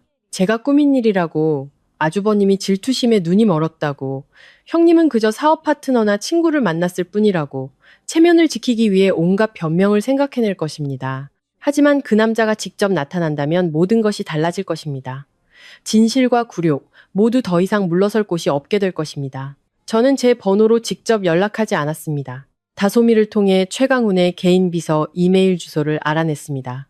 저는 길게 쓰지도 사정을 설명하지도 않았습니다. 저는 그저 상대방을 잠 못 이루게 할 만한 몇 가지만 보냈습니다. 호텔 영상의 짧은 클립, 차량 번호판, 시간, 그리고 단 한 줄의 메시지. 이 일이 더 시끄러운 방식으로 알려지길 원치 않으시면 일요일 오후 이 주소로 시간 맞춰 오십시오. 노골적인 협박도 애원도 아니었습니다. 그저 권력 있는 그가 누군가 자신이 숨겨야 할 것을 쥐고 있다는 것을 이해하기에 충분한 메시지였습니다. 그 이메일을 보낸 후 제 손은 이상하리만치 차분했습니다. 아마 이때쯤 저는 정말로 몇 달 전에 그저 참기만 하던 며느리가 아니었던 것 같습니다. 한편 아주버님은 여전히 아무 일도 없는 척 평범한 남편 역할을 하고 있었습니다. 그는 제게 며칠 동안 형님이 아주 기뻐 보였다고 말했습니다. 시어머니와 함께 파티 때 입을 헐렁한 원피스를 사러 가고 생일 케이크 디자인과 꽃, 과일까지 직접 골랐다고 했습니다. 거실에 앉아 있을 때 형님은 시어머니에게 애교를 부리며 어머님, 그냥 간단하게 하셔도 돼요. 남들이 우리 집 뽐내는 것 같다고 할까봐 부끄러워요 라고 말했다고 합니다. 듣기에는 겸손해 보였지만 그녀의 말투와 감출 수 없는 행복한 표정은 누가 봐도 칭송받기를 기다리는 사람의 모습이었습니다. 시어머니는 당연히 더욱 기세등등해졌습니다. 아주버님의 말을 통해 저는 시어머니의 목소리가 집안에 울려 퍼지는 것을 똑똑히 들을 수 있었습니다. 뽐내긴 뭘 뽐내? 장손이 생겼으면 세상에 알려야지. 남들은 없어서 못하는데 우리는 있으니 더 자랑해야지. 시어머니는 심지어 동네에서 가장 소문내기 좋아하는 이웃 아주머니들까지 초대할 계획을 세웠습니다. 좋은 일은 사람이 많아야 복이 온다는 이유에서였습니다. 그 말을 듣고 저는 입꼬리가 올라가는 것을 느꼈습니다. 네, 많을수록 좋죠. 저도 사람이 많은 게 필요하거든요. 남편 민주는 예상대로 저와의 통화 이후 변하기 시작했습니다. 그는 소란을 피우지는 않았지만 그의 침묵은 달라졌습니다. 더 이상 무관심에서 비롯된 침묵이 아니라 의심에 잠식당한 사람의 침묵이었습니다. 아주버님은 한 번은 형님이 식탁에 휴대폰을 두고 갔을 때 남편이 고개를 돌리기 전까지 한참 동안 그것을 쳐다보았다고 했습니다. 어느 식사 시간에는 시어머니가 신나게 생일 파티 음식 주문 이야기를 하고 있을 때 남편이 갑자기 끼어들어 형님에게 물었다고 합니다. 형수, 내일 병원 어디로 가? 내가 데려다 줄게. 형님은 잠시 멈칫하더니 어색하게 웃으며 괜찮다고 말했습니다. 그 잠시의 멈칫함만으로도 이미 의심을 품기 시작한 사람에게는 불에 기름을 붓는 격이었습니다. 저는 더 이상 남편에게 연락하지 않았습니다. 저는 그가 스스로 이상한 낌새를 눈치채고 발밑이 흔들리는 것을 느끼면서도 어디에도 기댈 곳이 없게 만들고 싶었습니다. 어떤 추락은 바닥이 갈라지는 것을 스스로 느껴야만 진정으로 아픈 법입니다. 파티 전날 밤, 저는 거울 앞에 한참 동안 혼자 앉아 있었습니다. 서랍에서 어머니가 새로 빨아 다려주신 짙은 색의 인부복을 꺼내 의자 위에 곱게 접어두었습니다. 비싼 옷은 아니었지만 깨끗하고 단정했으며 제가 그 집에 당당하게 들어설 수 있게 해줄 옷이었습니다. 책상 위에는 배터리를 가득 채운 휴대폰, 주머니 속에 USB, 갈색 봉투에 곱게 접어넣은 검사 결과지가 놓여 있었습니다. 모든 것이 제자리에 있었습니다. 저는 일어나 배에 손을 얹고 거울 속에 저를 보았습니다. 제 얼굴에는 더 이상 시댁에서 캐리어를 끌고 나오던 날에 창백하고 혼란스러운 기색이 없었습니다. 제 눈에는 더 이상 눈물도 굴욕감도 없었습니다. 오직 한 가지, 자신을 가족이라 불렀던 사람들의 진짜 얼굴을 너무나 명확하게 본 사람의 차가운 냉정함만이 남아 있었습니다. 저는 제 자신에게 아주 작게, 하지만 한 글자 한 글자 똑똑히 들릴 만큼 속삭였습니다. 내일은 아무도 그들을 구할 수 없어. 그리고 커튼을 치면서 저는 한 가지 사실을 분명히 알았습니다. 그 가족은 자신들이 자랑스럽게 여기는 비밀을 굳게 끌어안고 있었습니다. 하지만 제가 그곳에 들어가 해야 할 말만 하면 모든 것은 모든 사람의 눈앞에서 산산조각 날 것입니다. 예상대로 그 일요일 오후 시댁은 평소보다 훨씬 붐볐습니다. 골목 어귀에서부터 웃음소리가 들려왔고 양옆으로는 차들이 빼곡히 주차되어 있었으며 마당에서는 그릇 부딪히는 소리가 났습니다. 시어머니는 정말로 기회를 놓치지 않았습니다. 형님의 생일 파티를 핑계로 삼았지만 집에 들어서는 사람마다 시어머니가 곧 장손을 보게 될 것이라는 말을 반복해서 들어야 했습니다. 저는 마당에 사람이 거의 다 찼을 때쯤 도착했습니다. 플라스틱 테이블들이 다닥다닥 붙어 있었고 가운데에는 과일 접시가, 거실 큰 상 위에는 생일 케이크가 놓여 있었습니다. 형님은 가장 눈에 띄는 자리에 앉아 있었습니다. 분홍색 인부복을 입고 화장을 곱게 하고 머리를 가볍게 말고 한 손은 마치 다른 사람들이 보지 못할까봐 걱정하는 듯 배 위에 얹고 있었습니다. 시어머니는 귀에 걸린 미소를 지으며 이리저리 오가며 만나는 사람마다 붙잡고 자랑했습니다. 우리 수진이가 오늘 생일인데 좋은 소식까지 있잖아. 정말 겹경사지. 저는 문 밖에서 잠시 서서 심호흡을 한 후 안으로 들어섰습니다. 어머니가 아침부터 다려주신 짙은 색의 인부복은 제 몸에 단정하게 맞아 떨어졌습니다. 화려하지는 않았지만 깨끗하고 품이 있었습니다. 저는 화려한 화장도 돋보이려는 노력도 하지 않았습니다. 하지만 아마 그 평온한 모습이 오히려 사람들의 시선을 더 끌었을 겁니다. 문 근처 테이블에 앉아있던 고모님 한 분이 고개를 들었고 이어서 다른 사람들도 돌아보기 시작했습니다. 불과 몇 초 만에 마당에 웅성거림이 잦아들었습니다. 거실 문 앞에 서 있던 시어머니는 저를 보자마자 얼굴색이 변했습니다. 입가에 걸려있던 미소는 순식간에 사라지고 익숙한 적개심이 그 자리를 대신했습니다. 시어머니는 눈을 부릅뜨고 날카로운 목소리로 소리쳤습니다. 누가 너더러 여길 오라고 했어? 저는 시선을 피하지 않고 시어머니를 똑바로 쳐다보았습니다. 수많은 시선이 제게 쏠리고 있다는 것을 잘 알고 있었습니다. 하지만 이번에는 더 이상 예전에 시어머니에게 혼날 때처럼 부끄럽거나 두렵지 않았습니다. 저는 몇 걸음 더 걸어가 테이블 가장자리에 빈 의자를 끌어당겨 앉았습니다. 가방을 무릎 위에 단정히 놓고 천천히 말했습니다. 다시 살러 온 거 아니에요. 형님 생일 축하해주고 어머님이 어떻게 손주를 맞이하시는지 보러 왔어요. 근처에 앉아있던 몇몇 사람들이 서로를 쳐다보기 시작했습니다. 아주 작은 웅성거림이 일었습니다. 그들은 모두 제가 며칠 전 집에서 쫓겨난 며느리라는 것을 알고 있었습니다. 하지만 제가 바로 이 순간에 스스로 돌아올 줄은 아무도 예상하지 못했을 겁니다. 위쪽에서는 형님의 얼굴이 순간 창백해졌습니다. 아주 잠깐이었지만 저는 똑똑히 보았습니다. 그리고 그녀는 즉시 평정을 되찾고 배를 가볍게 쓰다듬으며 비웃었습니다. 쫓겨나고도 아직 정신을 못 차렸네. 여긴 왜 왔어? 사과하러? 저는 바로 형님을 보지 않았습니다. 먼저 남편을 보았습니다. 남편은 가운데 테이블에 앉아 있다가 제가 나타나자 얼굴에서 핏기가 사라졌습니다. 물컵을 들고 있던 그의 손이 허공에서 멈췄고 제 시선과 마주치자 황급히 고개를 돌렸습니다. 아주버님은 옆 테이블에 앉아 돌처럼 굳은 표정이었습니다. 다른 사람들은 제가 파티를 망치러 온 것에 화가 났다고 생각했겠지만 저는 그의 머릿속이 지금 얼마나 들끓고 있을지 잘 알고 있었습니다. 시어머니는 제가 뜻대로 반응하지 않자 더욱 화가 났습니다. 허리에 손을 얹고 마당 한가운데 서서 일부러 모두에게 들으라는 듯 큰 소리로 말했습니다. 오늘은 우리 집안의 좋은 날이야. 눈치 없는 사람은 자기 분수를 알아야지. 이제부터 이 집, 이 재산, 우리 집의 모든 것은 수진이 뱃속의 저 아들을 위한 거야. 아들 못 낳는 사람은 끼어들 생각 꿈도 꾸지 마. 그 말이 끝나자 몇몇 친척들은 고개를 끄덕이며 맞장구를 쳤습니다. 어떤 사람은 웃으며 마치 그 일이 당연하다는 듯이 행동했습니다. 저는 그 말을 듣고도 더 이상 아프지 않았습니다. 아마 사람이 밑바닥까지 짓밟히고 나면 모진 말들은 그저 상대방의 수준을 증명하는 증거일 뿐이라는 것을 깨닫게 되는 모양입니다. 저는 천천히 일어섰습니다. 큰 소리를 내지도 책상을 치지도 화를 내지도 않았습니다. 저는 그저 시어머니를 똑바로 쳐다보며 마당 끝에서 집 안까지 모두가 들을 수 있을 만큼 분명한 목소리로 말했습니다. 어머님, 그 태아가 정말 어머님 손주라고 확신하세요?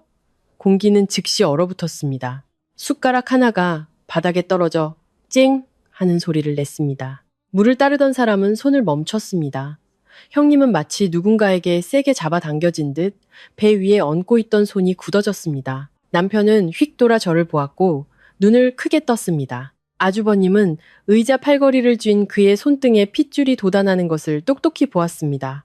시어머니는 잠시 멈칫하더니 목소리가 갈라지며 소리쳤습니다. 너 미쳤어? 무슨 헛소리야? 우리 집 잔치 망치려는 거지? 저는 대꾸하지 않았습니다. 그저 가방을 열어 휴대폰을 꺼내 모든 사람의 눈앞에 있는 식탁 위에 올려놓았습니다. 제 동작은 너무나 느려서 마당의 모든 사람들이 제 행동 하나하나를 주시할 수밖에 없었습니다. 그리고 저는 고개를 들어 시어머니를, 형님을, 그리고 며칠 전 저를 내쫓았던 이 집 전체를 바라보며 차갑고 분명하게 한 글자 한 글자 말했습니다. 저는 아직 아무것도 망치지 않았어요. 이 집을 망친 사람은 바로 저기 앉아 있는데요. 형님이 벌떡 일어나 날카로운 목소리로 소리쳤습니다. 너 지금 누구한테 하는 소리야? 저는 여전히 그녀를 보지 않았습니다.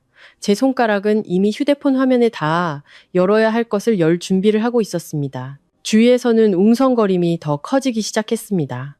사람들은 저를, 그리고 형님을, 그리고 시어머니를 호기심과 의심이 뒤섞인 눈빛으로 쳐다보았습니다. 저는 알았습니다. 불과 몇 초 안에 모든 것이 더 이상 예전 같지 않을 것이라는 것을요. 저는 눈을 내리깔고 화면을 켰습니다. 그리고 바로 그 순간 이 파티는 시댁 식구, 누구도 다시 끌어올릴 수 없는 깊은 구렁텅이로 빠져들기 시작했습니다. 제 손가락이 휴대폰 화면을 터치하는 순간 마당은 쥐 죽은 듯 조용해졌습니다. 저는 아무 말도 하지 않고 화면을 사람들 쪽으로 돌린 후 첫 번째 영상을 재생했습니다. 화면은 아주 선명했습니다. 호텔 조명이 약간 노란빛을 띄었지만 형님의 얼굴은 누구라도 알아볼 수 있었습니다. 그녀는 차에서 내려 머리를 정돈하고는 문 앞에서 기다리고 있던 짙은색 셔츠를 입은 남자를 향해 미소를 지었습니다. 그 사람은 다름 아닌 최강훈이었습니다. 형식적인 대화도 업무상 만남도 아니었습니다. 최강훈은 형님의 팔꿈치를 부축했고 두 사람은 나란히 안으로 들어갔습니다. 한 장면에서는 형님이 너무나 익숙한 습관처럼 그의 어깨에 살짝 기대기까지 했습니다. 저는 얼굴, 호텔 간판, 로비 밖 화면에 표시된 시간까지 모두 촬영했습니다. 모든 세부 사항이 너무나 명확해서 잘못 봤다거나 조작했다고 말할 수 없을 정도였습니다. 영상을 본 지 몇 초 만에 마당에서는 웅성거리는 소리가 터져나왔습니다. 문 근처에 앉아있던 고모님 한 분은 눈을 동그랗게 뜨고 손으로 입을 막았습니다. 세상에, 이건 대놓고 바람 피우는 거잖아. 옆 테이블의 한 남자는 낮은 목소리로, 하지만 모두가 들을 수 있을 만큼 말했습니다. 어쩐지 막내 며느리가 쫓겨나더라니. 집안에 시한폭탄을 키우고 있었구만. 형님은 얼굴이 새하얘졌습니다. 그녀는 벌떡 일어나 뒤에 있던 플라스틱 의자가 끽 하는 날카로운 소리를 내며 바닥에 넘어졌습니다. 당장 꺼! 그녀는 소리를 지르며 휴대폰을 낚아채려는 듯 제게 달려들었습니다. 하지만 두 걸음도 채 떼기 전에 아주버님이 앞을 가로막았습니다. 그는 너무나 빠르게 일어나 앞에 테이블이 흔들릴 정도였습니다. 핏발선 눈으로 형님을 똑바로 쳐다보며 한 글자 한 글자 힘주어 말했습니다. 그 휴대폰에 한 번만 더 손대면 이 자리에서 바로 이 집에서 쫓겨날 줄 알아. 저는 처음으로 아주버님이 막다른 길에 몰린 남자의 진짜 얼굴을 드러내는 것을 보았습니다. 더 이상 예전에 억눌린 침묵이 아니었습니다. 그는 끊어지기 직전까지 당겨진 현악기처럼 서 있었습니다. 형님은 멈칫하며 입술을 떨었지만 불과 몇 초 만에 능숙한 연기자의 얼굴로 돌아왔습니다. 그녀는 배를 감싸 안고 흐느끼기 시작하며 저를 향해 손가락질했습니다. 네가 날 함정에 빠뜨렸어. 네가 나를 모함하려고 꾸민 짓이야. 엄마한테 쫓겨나니까 배가 아파서 그랬지? 이 집안 다 망하게 하려는 거잖아. 저는 그녀가 우는 것을 보며 실소가 나왔습니다. 몇 달 전이었다면 그런 눈물의 누명에 떨었을지도 모릅니다. 하지만 이제는 아니었습니다. 저는 가방에 손을 넣어 준비해둔 갈색 봉투를 꺼내 모든 사람의 눈앞에 있는 식탁 위에 올려놓았습니다. 종이가 식탁에 닿는 소리는 건조하고 간결했지만 그 분위기 속에서는 마치 모든 사람의 심장을 내리치는 소리처럼 들렸습니다. 저는 한 글자 한 글자 천천히 분명하게 말했습니다. 비디오만 있었다면 울면서 변명할 수 있었겠죠. 그럼 이것도 한번 보시죠. 저는 봉투에서 서류를 꺼내 아주버님 쪽으로 밀어준 후 시어머니를 똑바로 쳐다보았습니다. 이건 아주버님과 저분 뱃속의 태아를 대조한 결과예요. 친자 관계가 성립하지 않는다고 나왔네요. 마당은 완전히 침묵에 잠겼습니다. 시어머니는 식탁 가장자리를 붙잡아야 겨우 서 있을 수 있을 만큼 떨었습니다. 그녀는 서류를 낚아채듯 가져가 마지막에 굵게 인쇄된 결론 부분을 훑어보았습니다. 저는 그녀의 손이 너무나 심하게 떨려 서류가 흔들리는 것을 똑똑히 보았습니다. 입술은 계속 움직였지만 소리는 나오지 않았습니다. 아니야, 아닐 거야. 그럴 리가 없어. 그녀는 중얼거리며 형님을 올려다보았습니다. 눈빛은 더 이상 며칠 전의 사랑과 소중함이 아니었습니다. 그것은 얼굴이 일그러질 정도의 경악과 굴욕감이었습니다. 남편은 식탁 가장자리에서 창백한 얼굴로 굳어 있었습니다. 그는 저를, 그리고 어머니 손에 들린 서류를, 그리고 다시 형님을 번갈아 보았습니다. 그의 멍한 표정은 제가 헛소리를 한 것이 아니라는 것을 깨닫기 시작했다는 것을 보여주었습니다. 그리고 지금까지 친척들 앞에서의 체면 때문에 조용히 앉아있던 시아버님도 마침내 더 이상 참지 못했습니다. 그는 손으로 책상을 세게 내리치며 소리쳤습니다. 수진아, 이게 대체 무슨 일이냐? 말해봐. 하지만 형님이 대답하기도 전에 문 밖에서 급정거하는 소리가 들렸습니다. 번쩍이는 검은색 세단이 문 앞에 멈춰 섰습니다. 마당의 모든 사람들이 일제히 돌아보았습니다. 몇 초 후, 한 남자가 차에서 내렸습니다. 얼굴은 굳어 있었고 뒤에는 서류 가방을 든 젊은 비서가 따르고 있었습니다. 최강훈이었습니다. 저는 시댁 식구 모두가 그대로 얼어붙는 순간을 똑똑히 보았습니다. 어떤 사람은 무의식적으로 자리에서 벌떡 일어나기도 했습니다. 누구의 소개도 확인도 필요 없었습니다. 그가 들어서는 것을 보고 형님의 얼굴에서 핏기가 사라지며 공포에 질리는 것만으로도 모든 것을 알 수 있었습니다. 지난 며칠간 온 가족이 하늘처럼 떠받들던 그 태아, 장손이라 불리며 대를 이을 것이라던 그 태아의 진짜 주인이 바로 지금 집 마당 한가운데로 직접 걸어 들어온 것입니다. 최강우는 문턱에서 몇 초간 서 있었습니다. 마치 들어갈지 물러설지 고민하는 듯 했습니다. 하지만 이제 물러서기에도 너무 늦었습니다. 저는 그를 똑바로 쳐다보며 얼음장처럼 차가운 목소리로 말했습니다. 마침 잘 오셨네요. 저분 뱃속의 아이 직접 책임지실 건가요? 아니면 이 집에서 대신 키워주길 바라시나요? 제 말이 끝나자 마당은 숨을 죽였습니다. 최강훈이 입을 열어 무언가 말하려 했지만 말이 채 나오기도 전에 뒤에서 차문이 열리는 소리가 들렸습니다. 짙은 색의 정장을 입은 중년 여성이 내렸습니다. 얼굴은 얼음처럼 차가웠습니다. 그녀의 뒤에는 서류 가방을 든 사람과 운전기사로 보이는 사람이 따랐습니다. 저는 누구인지 묻지 않아도 짐작할 수 있었습니다. 최강훈의 아내였습니다. 그녀는 다른 사람은 쳐다보지도 않고 남편과 형님을 향해 똑바로 걸어 들어왔습니다. 빠르고 단호한 걸음걸이, 바닥에 부딪히는 구두 소리는 이미 팽팽한 공기를 더욱 얼어붙게 만들었습니다. 마당 한가운데에 이르러 그녀는 동행한 사람에게서 서류 뭉치를 낚아채듯 받아 시어머니 앞에 식탁 위로 던져버렸습니다. 산부인과 영수증, 계좌 이체 내역, 오피스텔 임대 계약서, 인부복 구매 영수증 등이 과일 접시와 음료수 병 사이로 흩어졌습니다. 그녀는 최강훈을 손가락으로 가리키며 칼날처럼 날카로운 목소리로 말했습니다. 바람을 피우려거든 조용히 해. 온 집안 망신 다 시키지 말고. 더 이상 아무도 말을 잇지 못했습니다. 파티 테이블에서 들려오던 웅성거림은 더 이상 호기심이 아닌 혼란스러운 수군거림으로 변했습니다. 시어머니는 의자에 주저앉았습니다. 손에는 여전히 검사 결과지를 든 채 넋이 나간 사람처럼 보였습니다. 남편은 그 자리에 얼어붙었고 시아버님은 무거운 숨을 내쉬었습니다. 그리고 형님은 몇 분 전에 의기양양한 모습은 온데간데 없었습니다. 그저 핏기 없는 얼굴로 두 손으로 배를 감싸 안은 채 서 있을 뿐이었습니다. 마치 그 배가 더 이상 부적이 아닌 자신을 향한 비수가 되어버린 것처럼요. 불과 몇 분 만에 온 가족이 장손이라며 떠받들던 그 태아는 그 집안 모든 사람의 얼굴에 비수를 꽂는 존재가 되어버렸습니다. 최강훈의 아내가 서류 뭉치를 던진 후 시댁은 마치 누군가 목을 조른 듯 숨막히는 침묵에 휩싸였습니다. 더 이상 웃음소리도 축하의 말도 생일 파티를 가장한 잔치의 떠들썩함도 없었습니다. 오직 창백한 얼굴들과 마치 형님의 가면을 한 겹 한 겹 벗겨내려는 듯 그녀에게 고정된 시선들만이 남았습니다. 그렇게 막다른 길에 몰렸으니 저는 형님이 계속 울고불고 하며 배를 감싸 안고 약한 척하거나 예전처럼 모든 죄를 다른 사람에게 떠넘길 것이라고 생각했습니다. 하지만 아니었습니다. 아마 모든 것이 벗겨져 더 이상 가릴 것이 없어지면 사람은 연기하는 것조차 지겨워지는 모양입니다. 형님은 허리를 꼿꼿이 펴고 손등으로 눈물을 닦더니 갑자기 웃음을 터뜨렸습니다. 비웃음과 악의 그리고 뻔뻔함이 뒤섞인 그 웃음소리에 저조차 소름이 돋았습니다. 그녀는 아주버님을 똑바로 쳐다보며 그의 자존심을 일부러 긁어내려는 듯 길게 느려 말했습니다. 그래, 당신 아들 아니야. 그래서 뭐? 마당은 죽은 듯이 조용해졌습니다. 옆 테이블에서 누군가 숨을 크게 들이쉬는 소리가 똑똑히 들렸습니다. 시어머니는 제 귀를 믿을 수 없다는 듯 눈을 동그랗게 뜨고 입을 벌렸지만 아무 말도 하지 못했습니다. 아주버님은 그 순간 돌처럼 굳어지는 것 같았습니다. 그리고 바로 다음 순간 그는 달려들어 팔을 번쩍 들었습니다. 굳게 쥔 손이 형님의 뺨을 향해 날아가는 듯 했지만 중간에 멈췄습니다. 분노가 가라앉아서가 아니었습니다.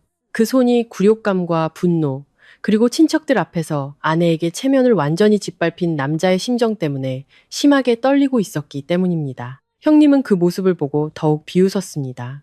그녀는 머리를 쓸어 넘기며 마치 자신이 승리자인 양 마당의 모든 사람을 훑어보았습니다. 이 집안이 멍청한 걸 누굴 탓해. 그녀는 고개를 치켜들고 조금의 염치도 없이 큰 소리로 말했습니다. 내가 아들 가졌다고 하니까 개거품을 물고 좋아하더만. 나는 그냥 멍석 깔아주니까 춤춘 것뿐이야. 형님이 내뱉는 한마디 한마디는 불에 기름을 붓는 격이었습니다. 시어머니는 비틀거리며 식탁 가장자리를 붙잡더니 의자에 주저앉았습니다. 얼굴은 핏기 하나 없이 창백했고 며칠 전 저를 내쫓으며 소리치던 의기양양함과 날카로운 목소리는 온데간데 없었습니다. 제 눈앞에는 그저 자신의 자만심에 연달아 뺨을 맞고 정신을 차리지 못하는 한 늙은 여자만이 남아 있었습니다. 하지만 형님은 멈추지 않았습니다. 그녀는 박 여사님 쪽으로 휙 돌아서서 손가락질하며 쏘아붙였습니다. 어머님도 저한테 맞장구 치셨잖아요. 잊으셨어요? 서지우가 아들 못 낳는다고 욕한 것도 어머님이고 저한테 제일 좋은 방 쓰라고 하신 것도 어머님이에요.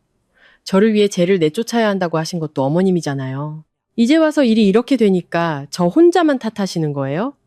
한마디 한마디가 수많은 사람 앞에서 시어머니의 뺨을 후려치는 것과 같았습니다.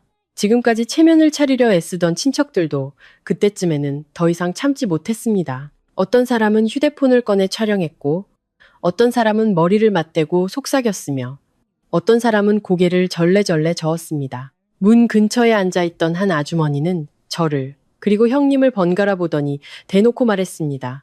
못돼도 정도가 있지. 진짜 핏줄 임신한 며느리 내쫓고 남의 핏줄 뱃속에 넣고 들어온 걸 받아주다니 정말 인과응보네. 그 말이 나오자 시어머니는 마치 누군가 칼로 자존심을 베어낸 듯 몸을 움츠렸습니다. 그녀는 울음을 터뜨렸지만 그 울음은 자식을 걱정하는 어머니의 울음이 아니었습니다. 그것은 모든 체면을 잃고 며칠 전까지만 해도 의기양양하게 앉아 이웃에게 장손을 자랑하던 그 옥좌에서 내동댕이 쳐진 사람의 울음이었습니다. 아주버님은 더 이상 참을 수 없었습니다. 그는 식탁 위에 컵을 집어 마당 바닥에 내동댕이 쳤습니다. 유리가 깨지는 날카로운 소리에 밖에 있던 아이들이 깜짝 놀랐습니다.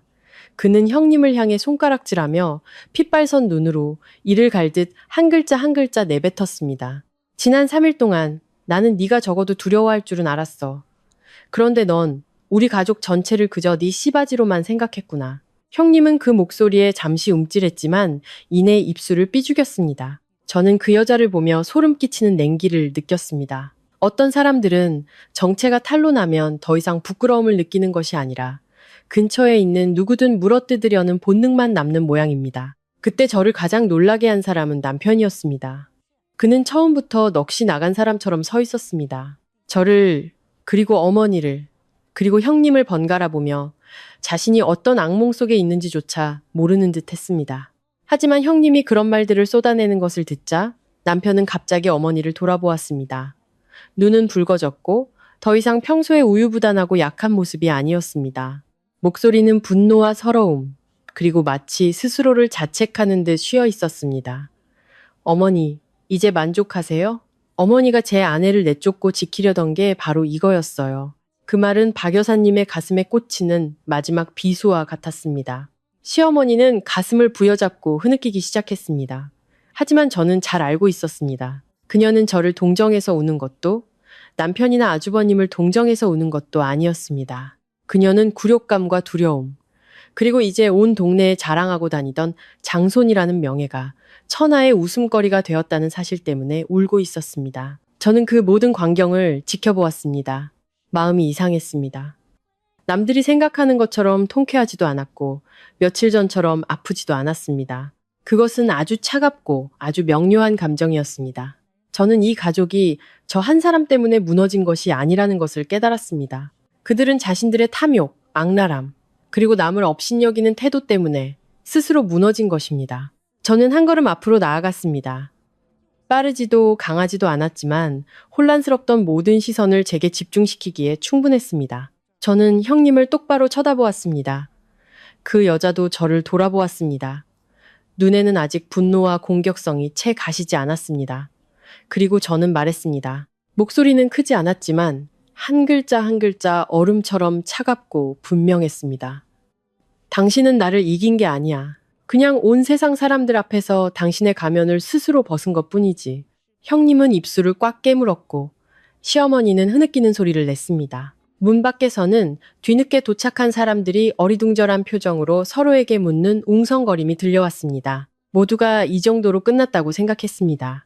진실이 이렇게 드러난 것만으로도 충분히 망가졌고 충분히 굴욕적이며 충분히 아플 것이라고요. 하지만 저만은 알고 있었습니다. 가장 깊은 상처를 줄 한 방이 아직 남아있다는 것을요.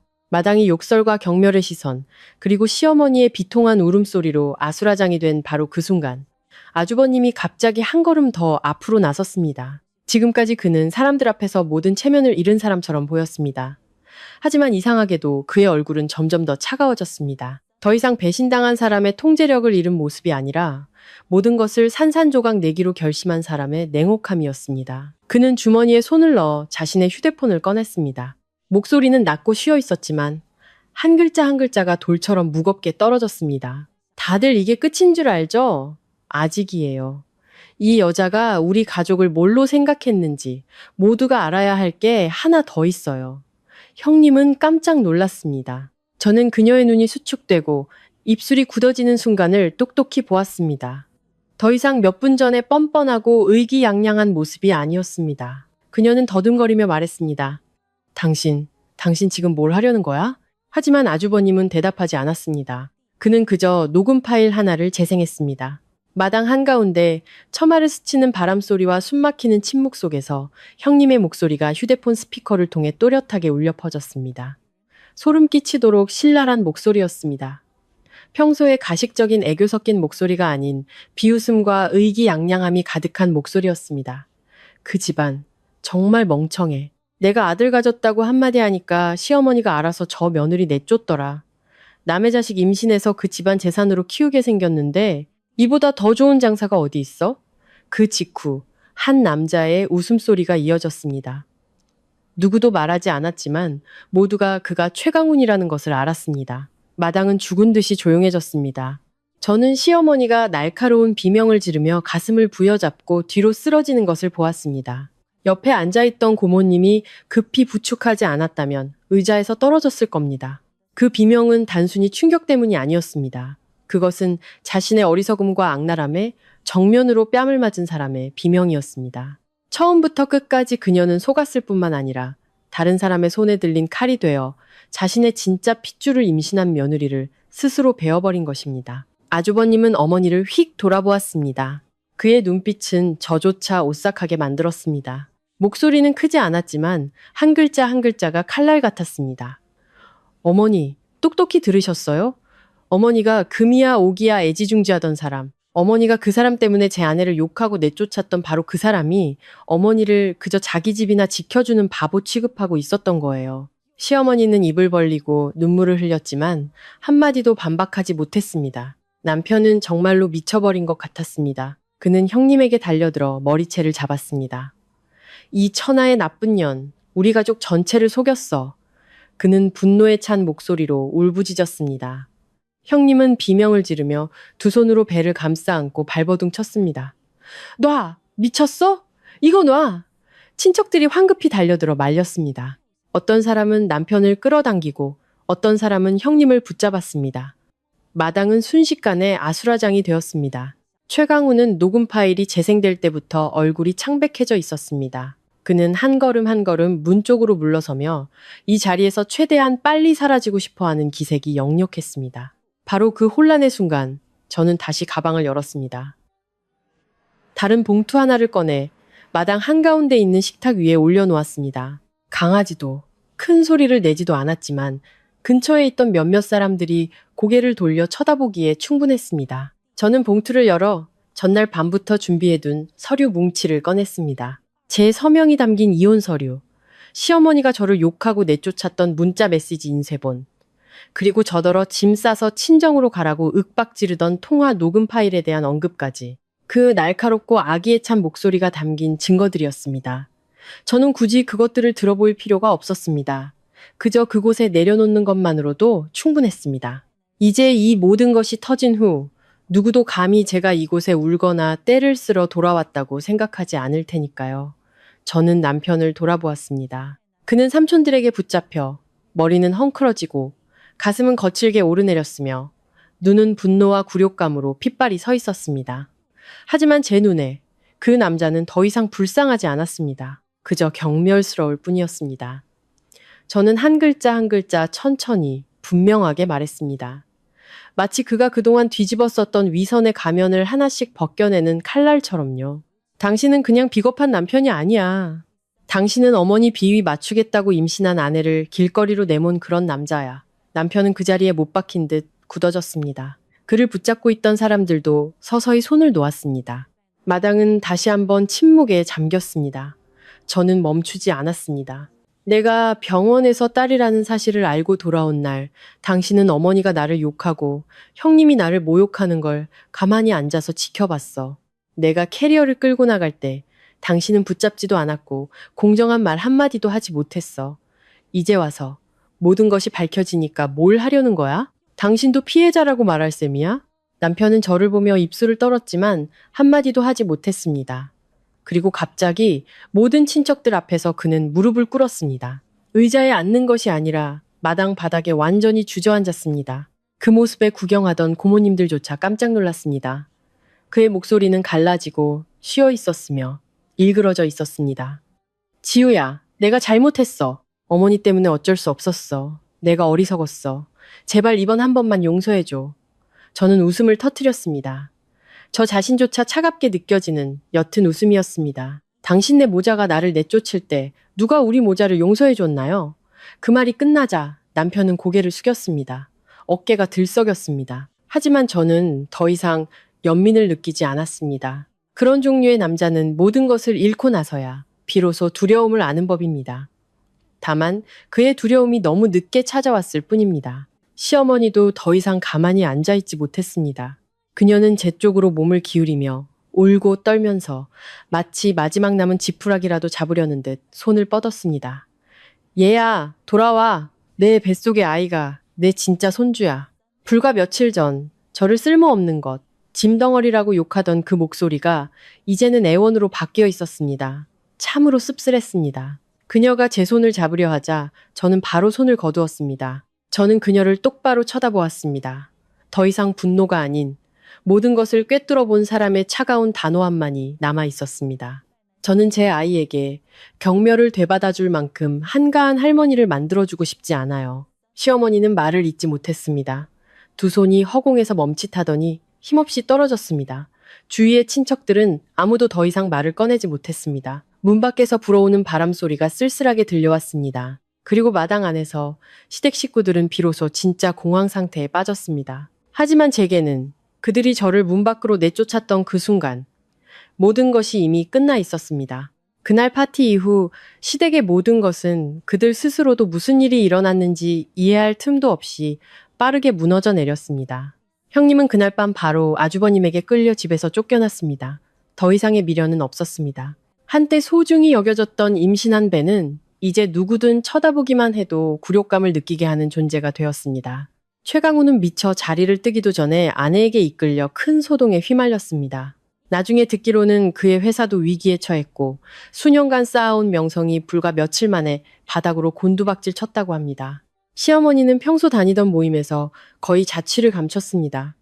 바빠서가 아니라 밖에 나갈 용기가 없었기 때문입니다. 어딜 가나 사람들이 쳐다보고 수군거렸습니다. 한 번은 지인을 통해 들었는데 시어머니가 시장에 나가자마자 사람들이 서로 속삭였다고 합니다. 저기 저 사람이래. 진짜 며느리 내쫓고 남의 핏줄 들여와서 모시던 사람. 그 말들은 크지는 않았지만 명예를 그토록 중시하던 시어머니에게는 더 이상 고개를 들고 다닐 수 없게 만드는 말이었습니다. 남편은 저희 친정집에 몇 번 찾아왔습니다. 어떤 때는 문 밖에서 한참을 서성였고 어떤 때는 보약을 들고 왔으며 한 번은 문턱에 주저앉아 고개를 숙이고 있었습니다. 저는 문틈으로 한때 제 남편이었던 그 사람의 모습이 그림자처럼 초라하게 움츠러든 것을 똑똑히 보았습니다. 하지만 저는 문을 열지 않았습니다. 복수하고 싶어서가 아니었습니다. 저는 알고 있었습니다. 한 번 닫힌 문은 단 한 번이라도 다시 열어서는 안 된다는 것을요. 저는 그들을 벌주기 위해 더 이상 아무것도 하지 않았습니다.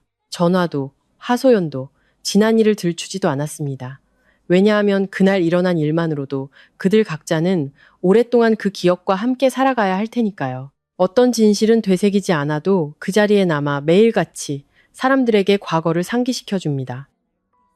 친정집에 돌아온 후 부모님은 많은 것을 묻지 않으셨습니다. 어머니는 그저 조용히 제가 좋아하는 음식을 만들어 주셨고, 아버지는 마당을 오가시며 가끔 제 방을 들여다보며 제가 밥은 먹었는지 확인하셨습니다. 한 번은 어머니가 제 앞에 국그릇을 놓아주시며 아주 작게 말씀하셨습니다.